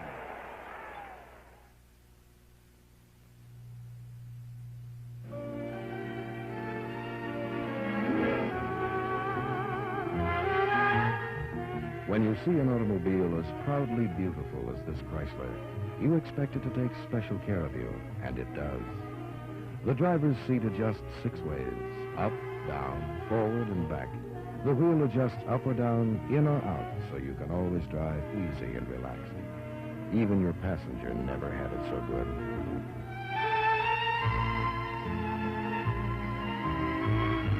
And when the sun goes down into dusk, Chrysler's head and rear lights go on automatically. Now you're home. You switch off the motor, but not the lights. They stay on to light your way to the front door, and only then go off automatically. Yes, Chrysler does take special care of you. Move up to all the luxury of the Chrysler way of life.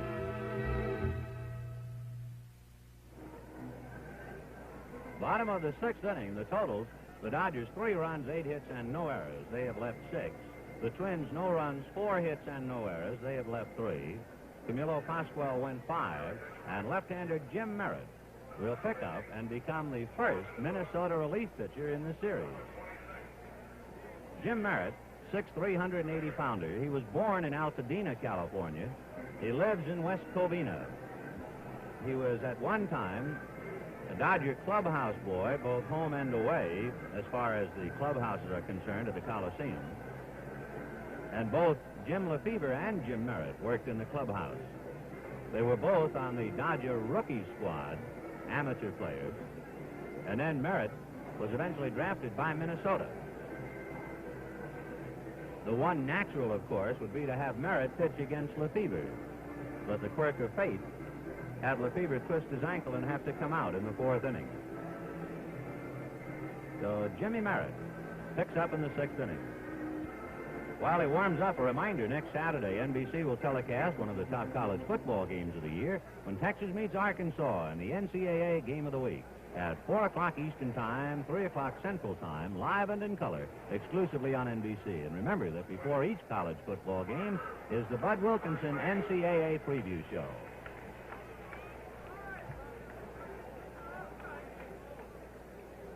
Wes Parker, Johnny Roseboro, and Claude Osteen in the 6th. Dodgers 3, Twins nothing.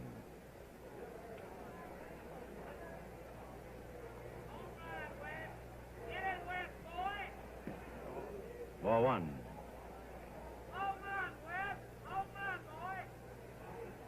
Young Jim Merritt, 1-5 and lost 4 for the Twins. He saved 2. ERA of 3. Curve for a strike, 1-1.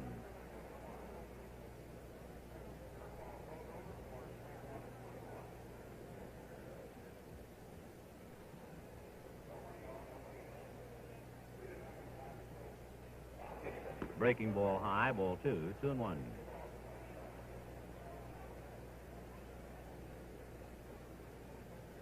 Dodgers scored twice in the 4th and once in the 5th. And Rich Rollins batted for Pascual in the top of the 6th.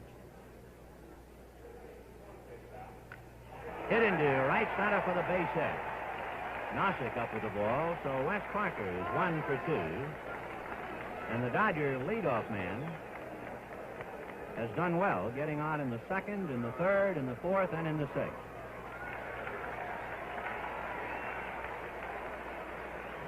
Here is Johnny Roseboro, who's had the big hit so far today for the Dodgers. Single to right to drive in 2 in the 4th inning.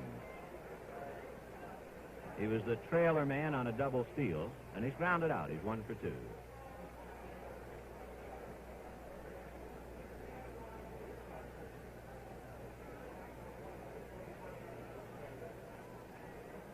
Parker, during the regular season, stole 13. High fly ball to right field. Oliva's there. 1 away. Here comes Claude Osteen.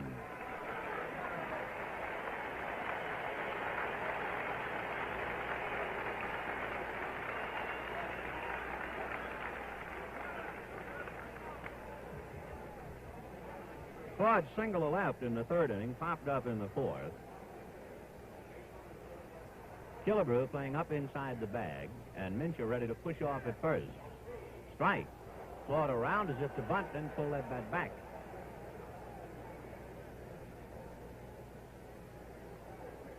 Bottom of the sixth, one out. Parker at first. 3-0 Dodgers.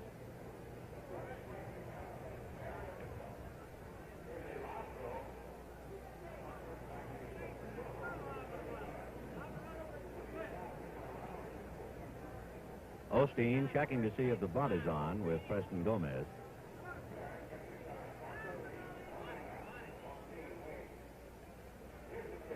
The bunt's on, and it's fouled away.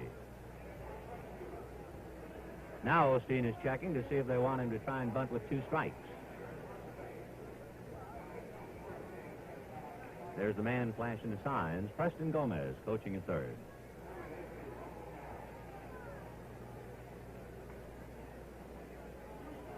Parker at first, held on by Mincher. 1 out.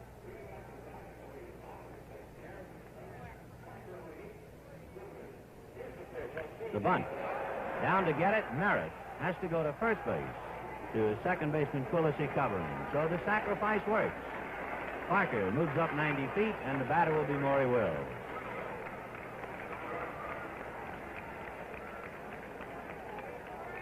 One-4 if you're scoring. Merritt almost stumbled as he fielded that ball. Wills tried to bunt his way aboard, and Killebrew threw him out in the first inning, hit into a force play in the third, and popped up in the fourth. All 3 trips, he was hitting left-handed against Pasquale. Now he'll go the other way. When Wills bats right-handed, most of the time when he bunts, he pushes it up along first base. Lined into right center field. Nossick coming over in a hurry. Dives. Can't get it. Backed up nicely by Oliva. The run is over, a double for Wills.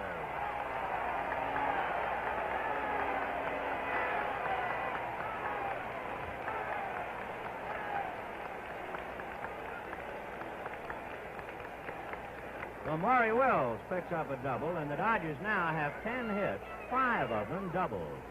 Nossick really let out to try and catch it, and Oliva made a fine heads-up play to back up.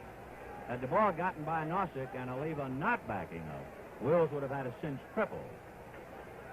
So it is 4-0 Dodgers, and here is Gilliam. Everybody in the Dodger lineup now has at least 1 hit. Pickoff play, but no throw.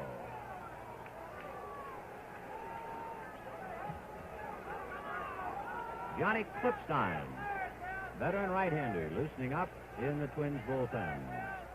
Wills trying to open a hole for Gilliam. Pickoff play, they get him. And the Dodgers settle for a run on 2 hits, nobody left. And at the end of 6 innings of play, the Dodgers 4 and the Twins nothing. We pause now for station identification. This is the CBC Television Network.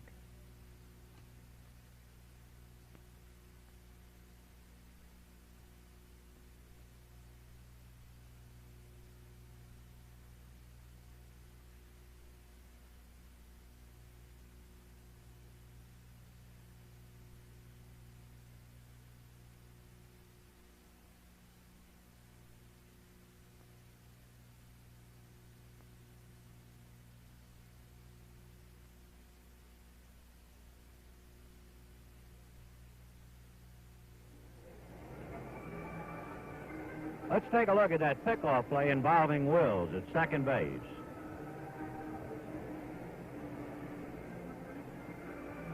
There's Maury. And Quillisi is there to hang him out to dry.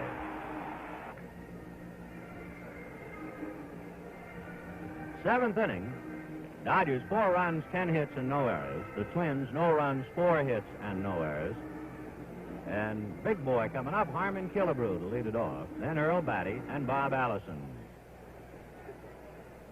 Killebrew walked and grounded to short. He's 0 for 1, 3 for 7 in the series.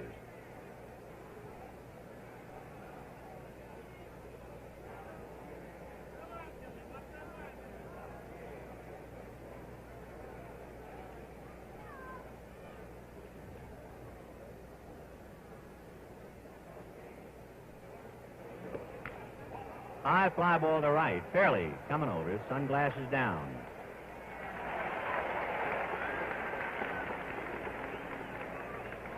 When Osteen's fastball is working properly, he's a tough man to pull. That fastball had a little tail on it. Killebrew tried to pull, and as you saw, hit the fly ball to right. Earl Batty has grounded to third, grounded to short. So he's 2 for 10.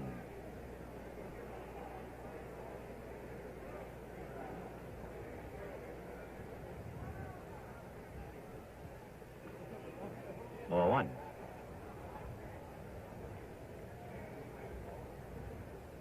The left-hander loosening up now is Bill Fleece, along with right-hander Johnny Clipstein.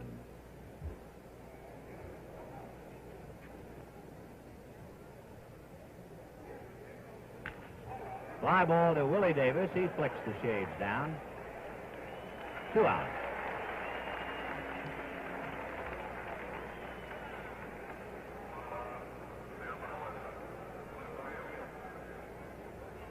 Here's the man who made the great defensive play the other day in Metropolitan Stadium, Bob Allison. As a batter today, Roseboro threw him out when he topped the ball, and he struck out 0 for 2. 1 for 6 in the series. Slider for a strike.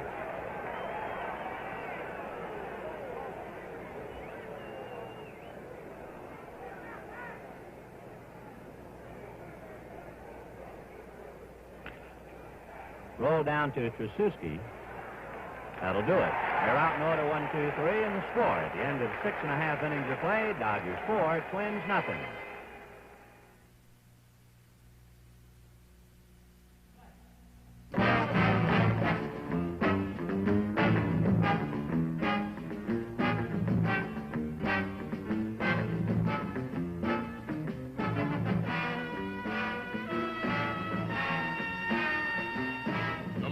Your job. The new Dodge and Fargo trucks work harder and longer for you.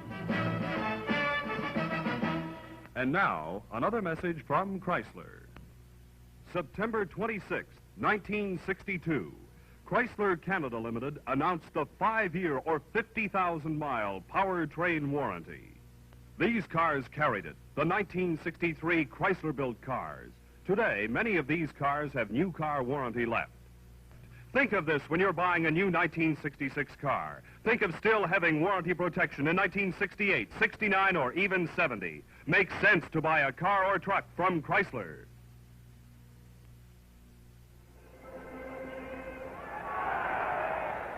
As we go to the bottom of the 7th, 4-0 Dodgers, and I butchered the pronunciation of his name, so with everybody watching, let's straighten it out. The left-hander is Bill Fleece, and I'm sorry, Bill, with him, Johnny Clipstein. Jim Gilliam, Willie Davis, and Ron Fairley. This might be Gilliam's last at-bat. Normally, leading, John Kennedy finishes up at third.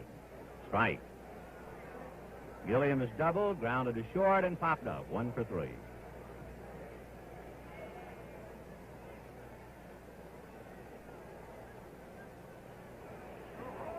He turned that pitch over. So Jimmy throwing a screwball and tried to get it on the corner and missed. 1-1. Jim Merritt in relief of starter Camilo Pascual. Another one, and he missed with a screwball again. 2-1. Gilliam leading off the inning, but Killebrew is not playing him to bunt. He's back.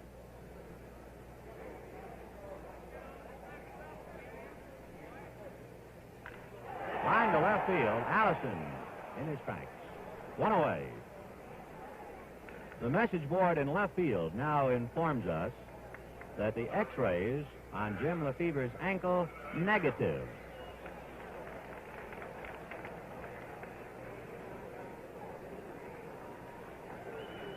And it turns out to be a bruised heel. However, they do not tell us whether he's ready to play tomorrow or not. Willie Davis is 1 for 3. Slide to center, roll to first, single to center. Breaking ball missed. Ball 1.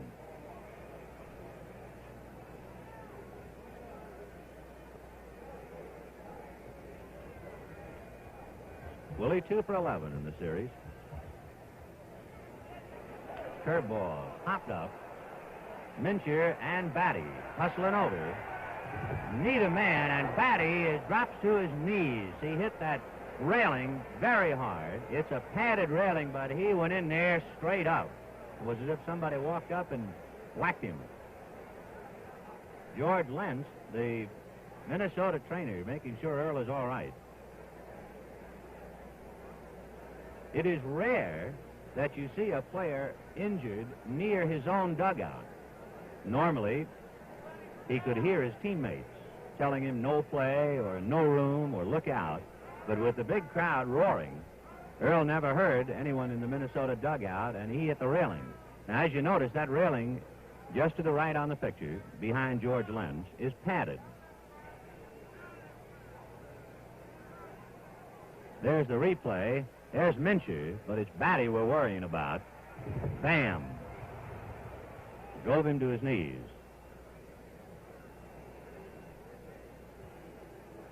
Tremendous effort by Batty, with his club trailing by 4, bottom of the 7th.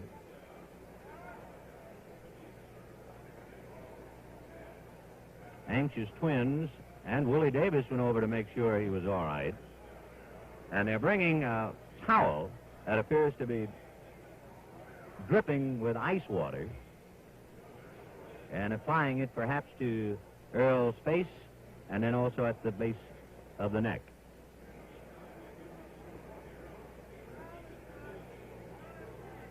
You can see George Lentz now mopping Earl's face, the ice-cold towel.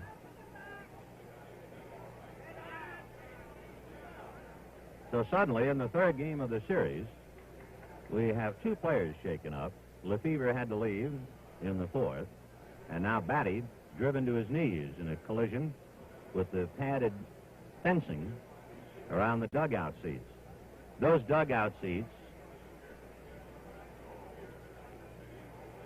were inspired by the seats in Japanese ballparks. And Earl now being taken away.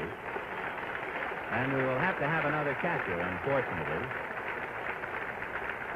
Batty a little groggy. Jerry Zimmerman might be coming in. He has World Series experience. Zim was with the Cincinnati Reds, and here he comes. Oh, gee, Earl Batty really gave that thing a terrible whack.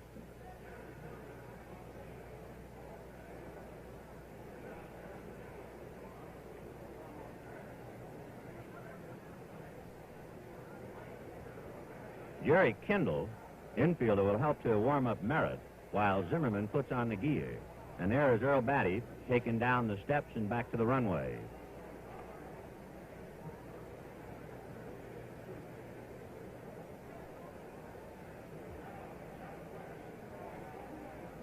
So we can only hope, each in our own way, that Earl will be okay and be back in the lineup tomorrow.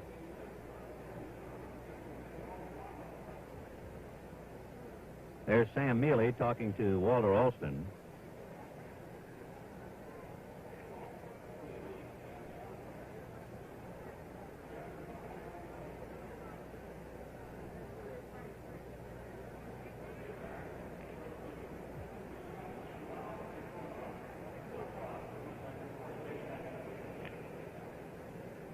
And now Jerry Zimmerman with the gear on goes out to get his sign squared away with Jimmy Merritt.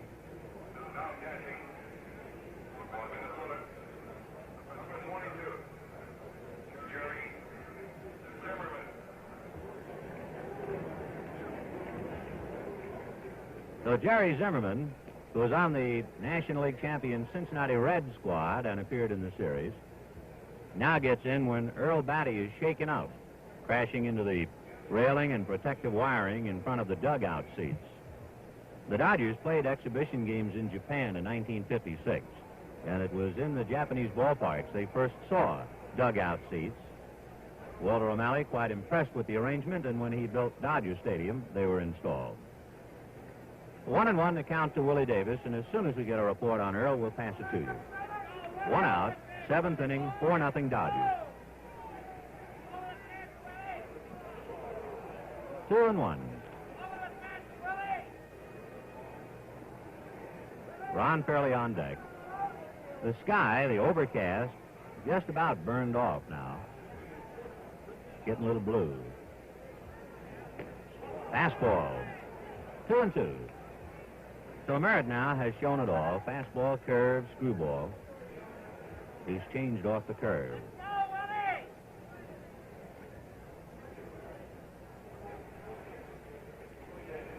Slow curve and a high fly ball down the right field line, hooking in the corner. Oliva leans over and one-hands it for the out and made it look easy. Fine play by Tony. Well, he can do it all.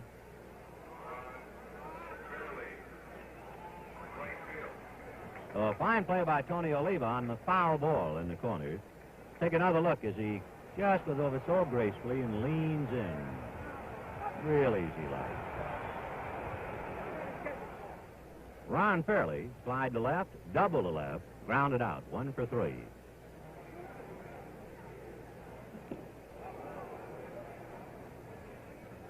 Fairley, I believe, hit a changeup for his double. National League pitchers trying to off-speed him to get him out.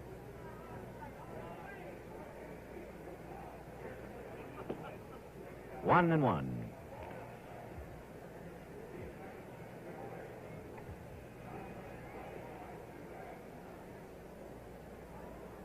Four nothing Dodgers, 2 out, bottom of the 7th, bases empty.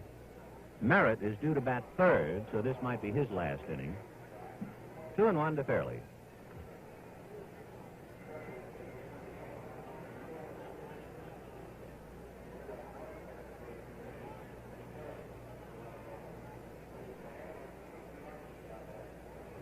Slow curve, hit to left center. Nossick got a good jump. Goes back and makes the running catch. A fine play. He's a fine outfielder. And the Dodgers are out on fly balls. And at the end of 7 innings of play, Dodgers 4, Twins nothing. Hiya, folks. I'm twice the Tiger for 66. Yeah, twice the Tiger. This year, there are 2 great lines of Plymouth cars. The big new Plymouth Fury and the hot new Plymouth Belvedere. Belvedere is the brand new fun-size Plymouth, a top-performing new kind of Plymouth. Belvedere, packed with power and performance. Belvedere's the hot one for 66. This is the beautiful 66 Plymouth Fury, the Plymouth for people with a taste for big car comfort and roominess, a taste for scat-away power and performance. Plymouth Fury has all this and lots more. Nothing goes like Fury, and Fury, just like Belvedere, is built with famous Plymouth quality and dependability. And both cars are backed by Plymouth's famous warranty. Belvedere Fury. They're the greatest.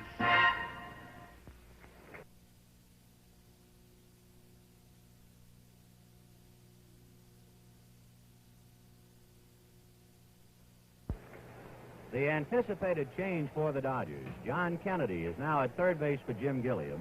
As we go to the 8th inning with the Dodgers 4 runs, 10 hits and no errors, the Twins no runs, 4 hits and no errors. There's John Kennedy. One note about Kennedy, he made his debut in the major leagues against the Minnesota Twins. And he homered as a pinch batter, breaking up a no-hitter of Dick Stigman in 1962. Don Mincher will lead it off, 0-1. So Mincher, Quillisi, and we'll see about Merritt's spot.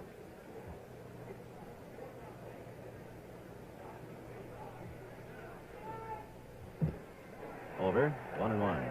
Claude Osteen, pitching in his first major league game. His dad is here today in the stands watching him, and his dad is celebrating his 64th birthday today. And if you have a child, you know how he must feel.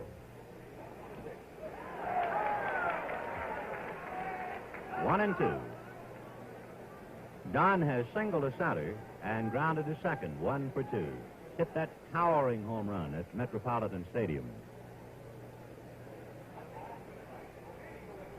Breaking ball missed. 2-2.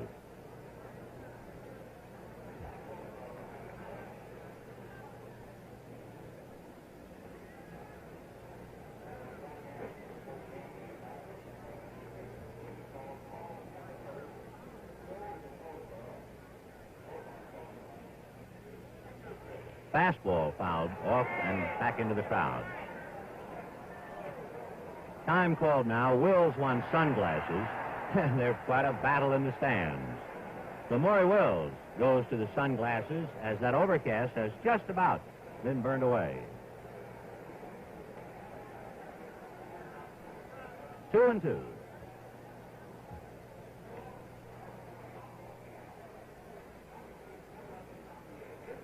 Behind him, ball 3.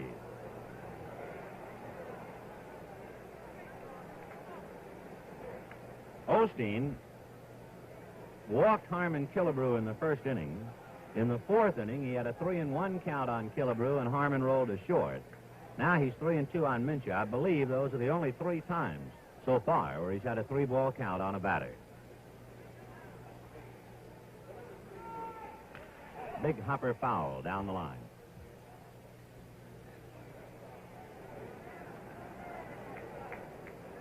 Largest crowd ever to see a game at Dodger Stadium, 55,934. Surpassing by about 30 or 20 the World Series crowds of 1963. Bounce it to Parker, backs up, doubles up to get it, underhands to Osteen. Tough play.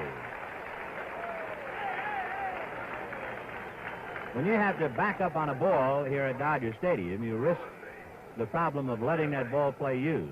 And Parker, even though it skidded, kind of folded his body over it, and then Osteen alertly covering. Here's Quillisi. Quillisi hit into a force play and popped up.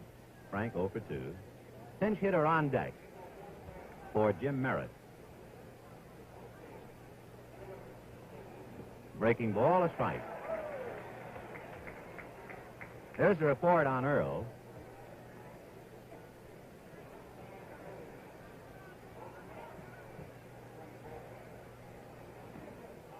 One and one. Oh, I hope not. Oh, that's good news. The first paragraph of the Earl Batty story. 1-1 to Frank Quillisi. 1 out, 8th inning, 4-0 Dodgers. On the corner with the fastball. Boy, that's quite a pitch.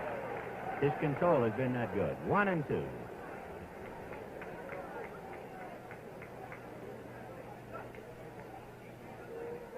Osteen has allowed 4 hits. He had 1 trouble spot with 1 out, back-to-back singles in the 6th, and then Oliva hit into the double play. Change-up, foul back. Quillisi waiting and just did foul it off.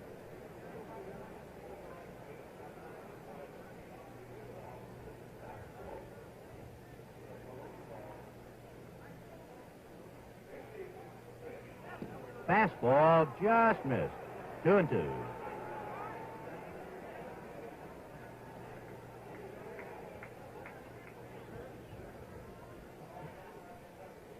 Osteen is not a strikeout pitcher. He averaged about 5 strikeouts a game during the year. He struck out 2 today. Ball 3. His pitches are starting to come up just a little bit. And now the boys are getting up off the stools in the bullpen. Osteen's starting to tire, apparently. And as he does, the pitch comes up. 3-2. Ground ball to Kennedy, right under him. Into left field. Quillisi rounding first and holding on as Lou Johnson gets it back in. Tough play. Kennedy played it to come up. The ball sunk, and he started to back up, as you saw. And he gets an error. Boy, once you back up in this ballpark, you're asking for trouble. That's Bob Miller, right-hander, loosening up in the Dodger bullpen. Sandy Valdispino will come up and bat.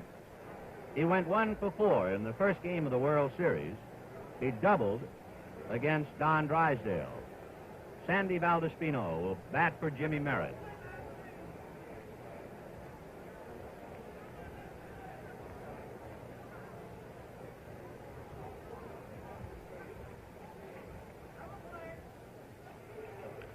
Fouled away. By the way, there are 3 official scorers in the World Series.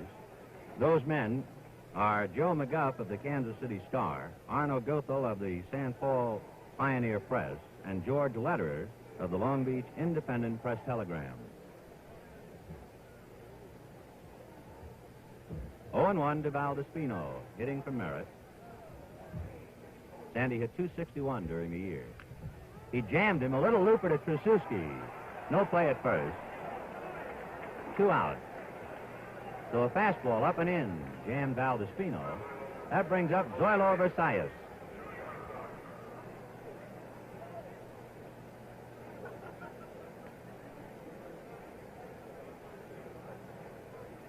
Versalles has doubled and singled. He is 2 for 3. He is 5 for 13 in the series.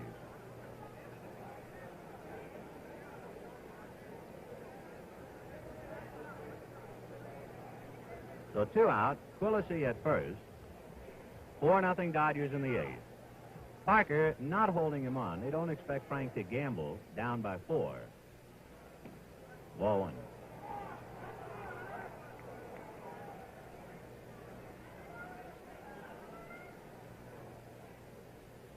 Claude Osteen with 2 out in the 8th, leading 4-0.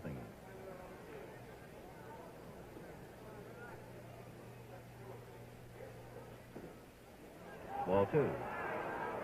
So Osteen, who had walked 1, has had a 3-ball count in the inning. Trying to get the ball down and has gotten it too low. He's behind 2-0. Kennedy is up a step inside the bag at third. Now he's high, ball 3. Osteen, as you can see, is not a big man. He's not tremendously strong. He started 40 games during the regular season and completed 9. Some of them, however, he had to come out for a pinch hitter.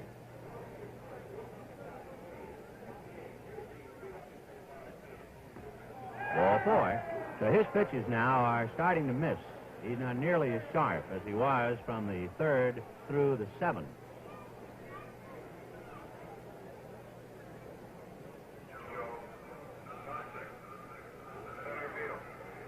That's the 2nd walk allowed by Osteen.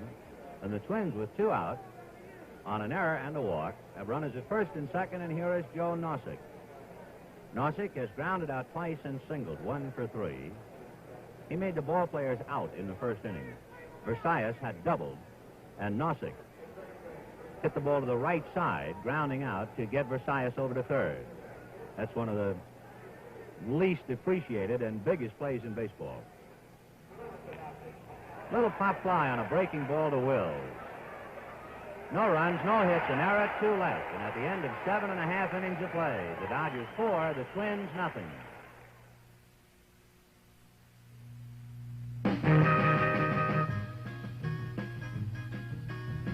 Swinging people, swinging car.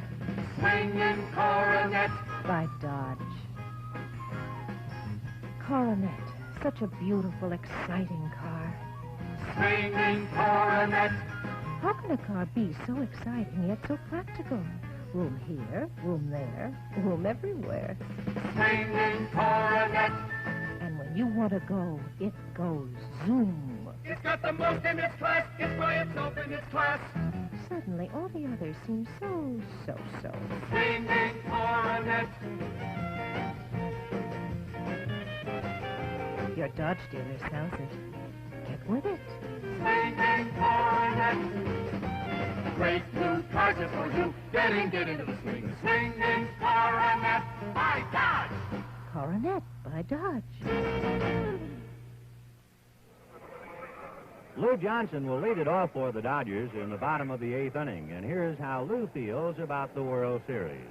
I know we lost 2 games, but it takes 4 games to win this thing, and I've been playing ball about 13 years now, and I know I'm not going to let those 2 games upset me. And we're going out today, and we're going to win this game, and it's going to put a little pressure on them. What actually has happened is that the people think that we are down, and by losing 2 games, well, naturally the favorites turn over to Minnesota. But that's not true, as I said before. It takes 4 games to win this thing, and I've been playing 13 years, and I'm not going to settle for the loser's share now. I'm going for the winner's share. Bottom of the 8th inning, the 3rd Minnesota pitcher, right-hander Johnny Klipstein. Camilo Pascual went 5. Jim Merritt went 2. Pascual gave up 3 runs, 8 hits. Merritt 1 run, 2 hits. And now here's Johnny. Klipstein at one time in the Dodger organization. He came up to Montreal and was drafted by the Cubs, but made it to the Dodgers in 1958 and in 59. Breaking ball. Klipstein pitched for the Dodgers in the 1959 World Series against the Chicago White Sox. He was in 1 game, worked 2 innings, did not allow a run. Fouled away, 0-2.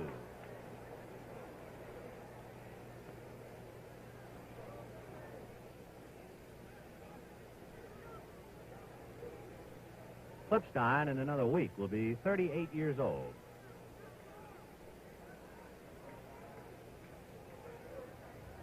Lou Johnson is 2 for 2, both doubles. Fouled away. Boy, they're beating that outside chest protector at John Flaherty. Both foul balls.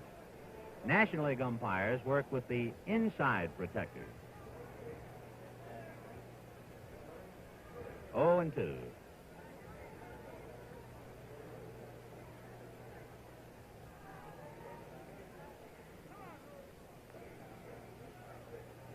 Behind him, and twice, now Osteen once and Klipstein once, and both times a case of off-speed pitches slipping.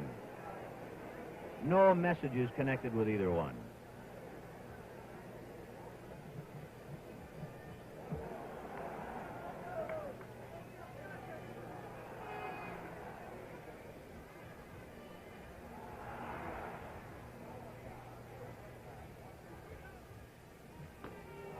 Two and two. The Dodger message board in left field is almost as much a part of the game as the players. One of the understatements of the year led off the message board in between innings. It said, "Same 2 teams here tomorrow." Fouled away.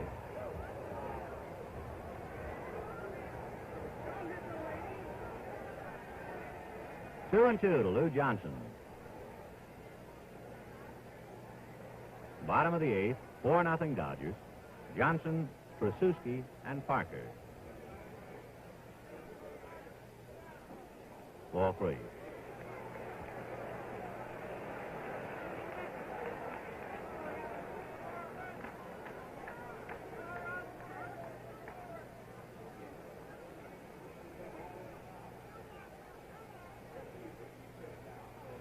Ball 4.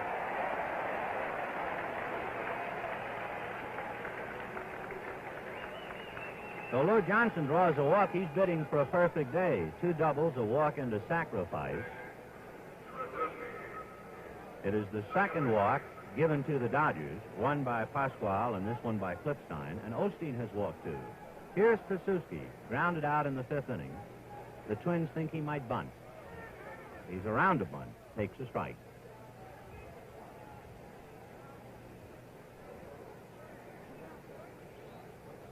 In case you were not with us earlier, Jim Lefevre, in scoring from second base in the 4th inning, bruised a heel and twisted his ankle and had to give way to Trasuski.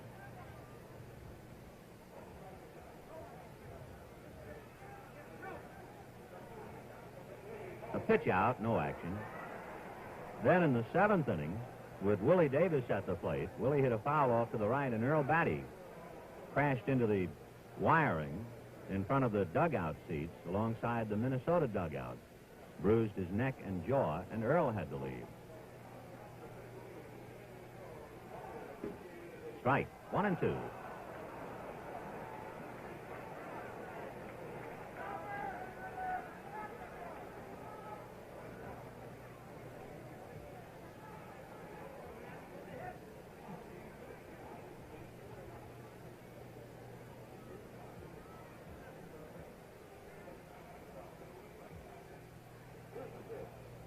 Two and two. Suzuki checking to see if there's another play. Klipstein wants another ball.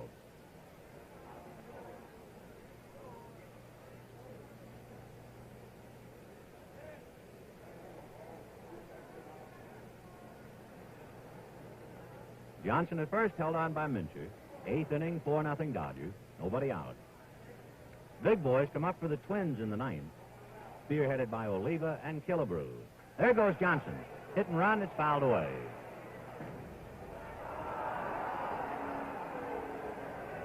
So Lou Johnson back to first.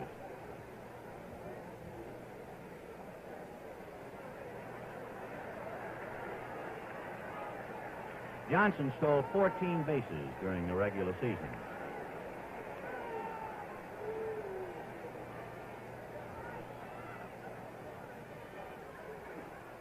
He goes again. Swung on and missed. The throw down to Versailles. He got him. Nice tag, and whoop, Lou, hold everything. There are a lot of people watching. A quick tag by Versailles. And Johnson is out 2-6 from Jerry Zimmerman to Zoilo Versailles. We'll take a look at it on NBC Instant Replay. There's Lou. There's Versailles. And there's second base umpire Stewart. Hold on.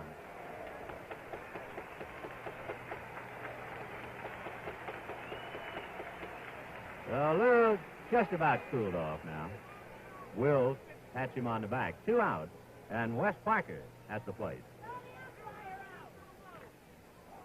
Little pop fly. Versailles calling. That'll do it.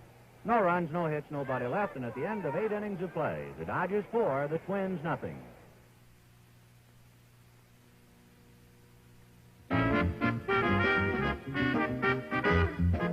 Have a ball in a Valiant sedan. Get out, have fun in a Valiant sedan. There's room for everyone and more in a Valiant sedan.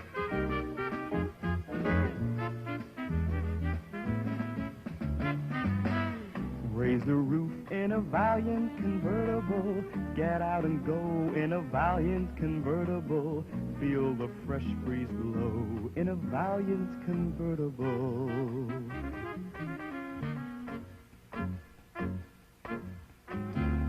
Live it up in a Valiant hardtop. Get out and swing in a Valiant hardtop. Now's the time for a fling in a Valiant hardtop. And remember, nobody beats Valiant for value.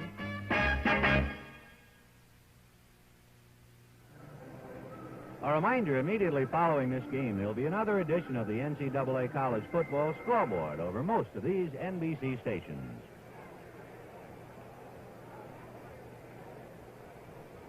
Ninth inning, the totals through 8. The Dodgers 4 runs, 10 hits, and 1 error. The Twins no runs, 4 hits, and no errors.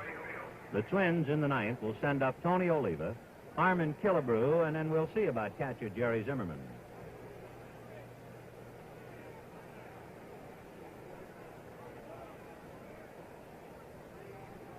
Oliva grounded out in the first inning, struck out in the fourth, and then with 2 on and 1 out in the sixth, hit into a double play. Runs under a curve, ball 1.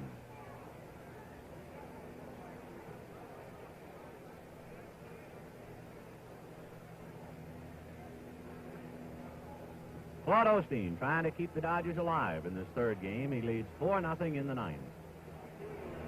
Strike. 1-1. The Dodgers will watch Osteen carefully. He showed some troubles in the 8th inning. They have Peranowski and Miller in the bullpen.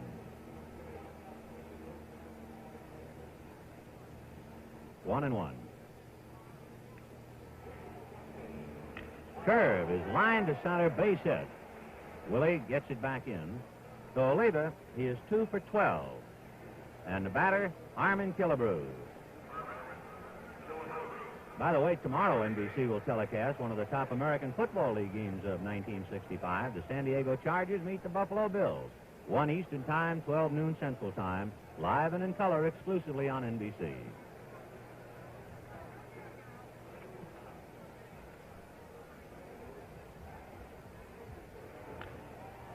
Drive into left center, but Willie's there. 1 away.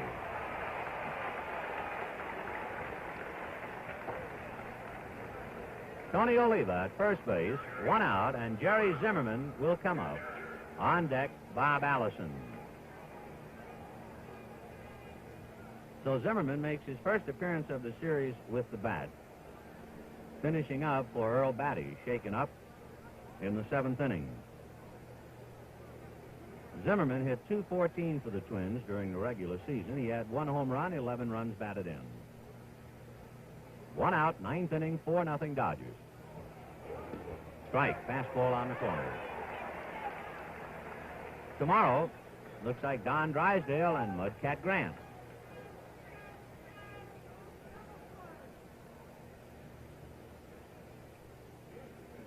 Fastball missed.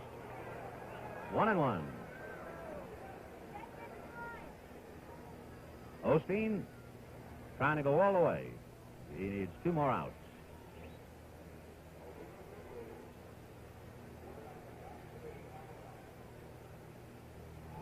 Fastball hit to Wills. That might be it. To the bag for 1. Doubles in at first.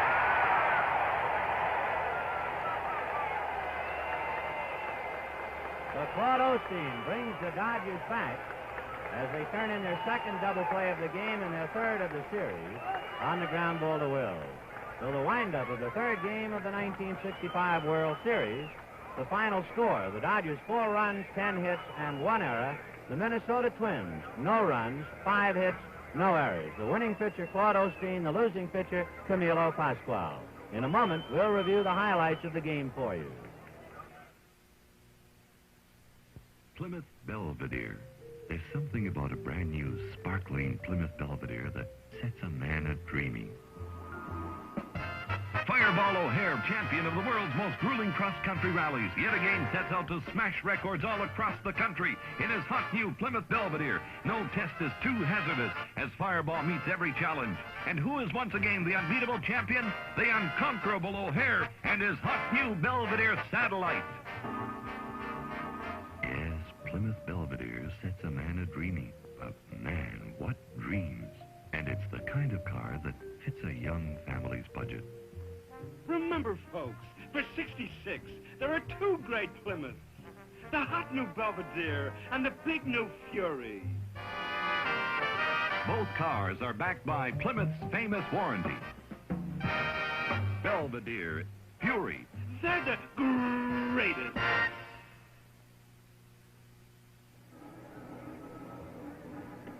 The totals for this 3rd game of the 1965 World Series, as the Twins lead the Dodgers now 2-1. For the Los Angeles Dodgers, 4 runs, 10 hits, 1 error, and 6 men left. For the Twins, no runs, 5 hits, no errors, and 5 men left. Claude Osteen is still undefeated as far as the Twins are concerned. Camilo Pascual, the loser.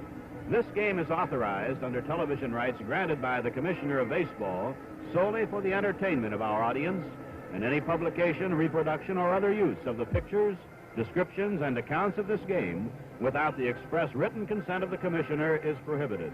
Any commercial or other use of the program, such as by charging admission for its showing, is similarly prohibited unless authorized in writing by the Commissioner. The Dodgers, in winning their first game of the 65 World Series, broke a scoreless deadlock in the 4th inning. Ron Fairley led off the inning with a double to left. He was sacrificed to 3rd by Lou Johnson. With the Twins infield playing up, Jim Lefevre sent a bounder to short. Twins shortstop Versailles made a great play on the ball, but he could not make a throw to first as the runner held at 3rd, runners 1st and 3rd. Pasquale then walked Wes Parker to load the bases. And then came what turned out to be the only base hit the Dodgers needed. John Roseborough lined a solid single to right. Fairley scored, Lefevre scored, and it was 2-0. The Dodgers scored single runs in the 5th and 6th. In the 5th inning with 2 out, and Willie Davis on second, Lou Johnson doubled to left center field, and it was 3-0 Los Angeles. In the 6th inning, Wes Parker led off with a base hit to center off reliever Jim Merritt. With 1 away, was sacrificed to second by pitcher Claude Osteen, and then scored on Maury Wills' double to right center. And so the Dodgers make the series stand 2-1 in favor of the Twins. Pasquale, the loser, worked 5 innings, gave up 3 runs and 8 hits. Jim Merritt went 2 innings, allowed 2 hits and 1 run. John Clipstein worked the 8th inning and held the Dodgers without a run. And as Vin Scully mentioned a moment ago, barring a last-minute change in the thinking by the rival managers, Sam Mealy of the Twins and Walter Alston of the Dodgers, tomorrow's 4th game should find a rematch of the opening game pitchers. Jim Mudcat Grant for the Twins and Don Drysdale for the Los Angeles Dodgers. And so tune in tomorrow at 3:45 Eastern Daylight Time for the 4th game of this 1965 World Series, when your hosts, as today again, will be Chrysler Corporation, famous for quality engineering. Today's hosts, Chrysler and Imperial, and your local Chrysler and Imperial dealer. And by Gillette, the people who know men best.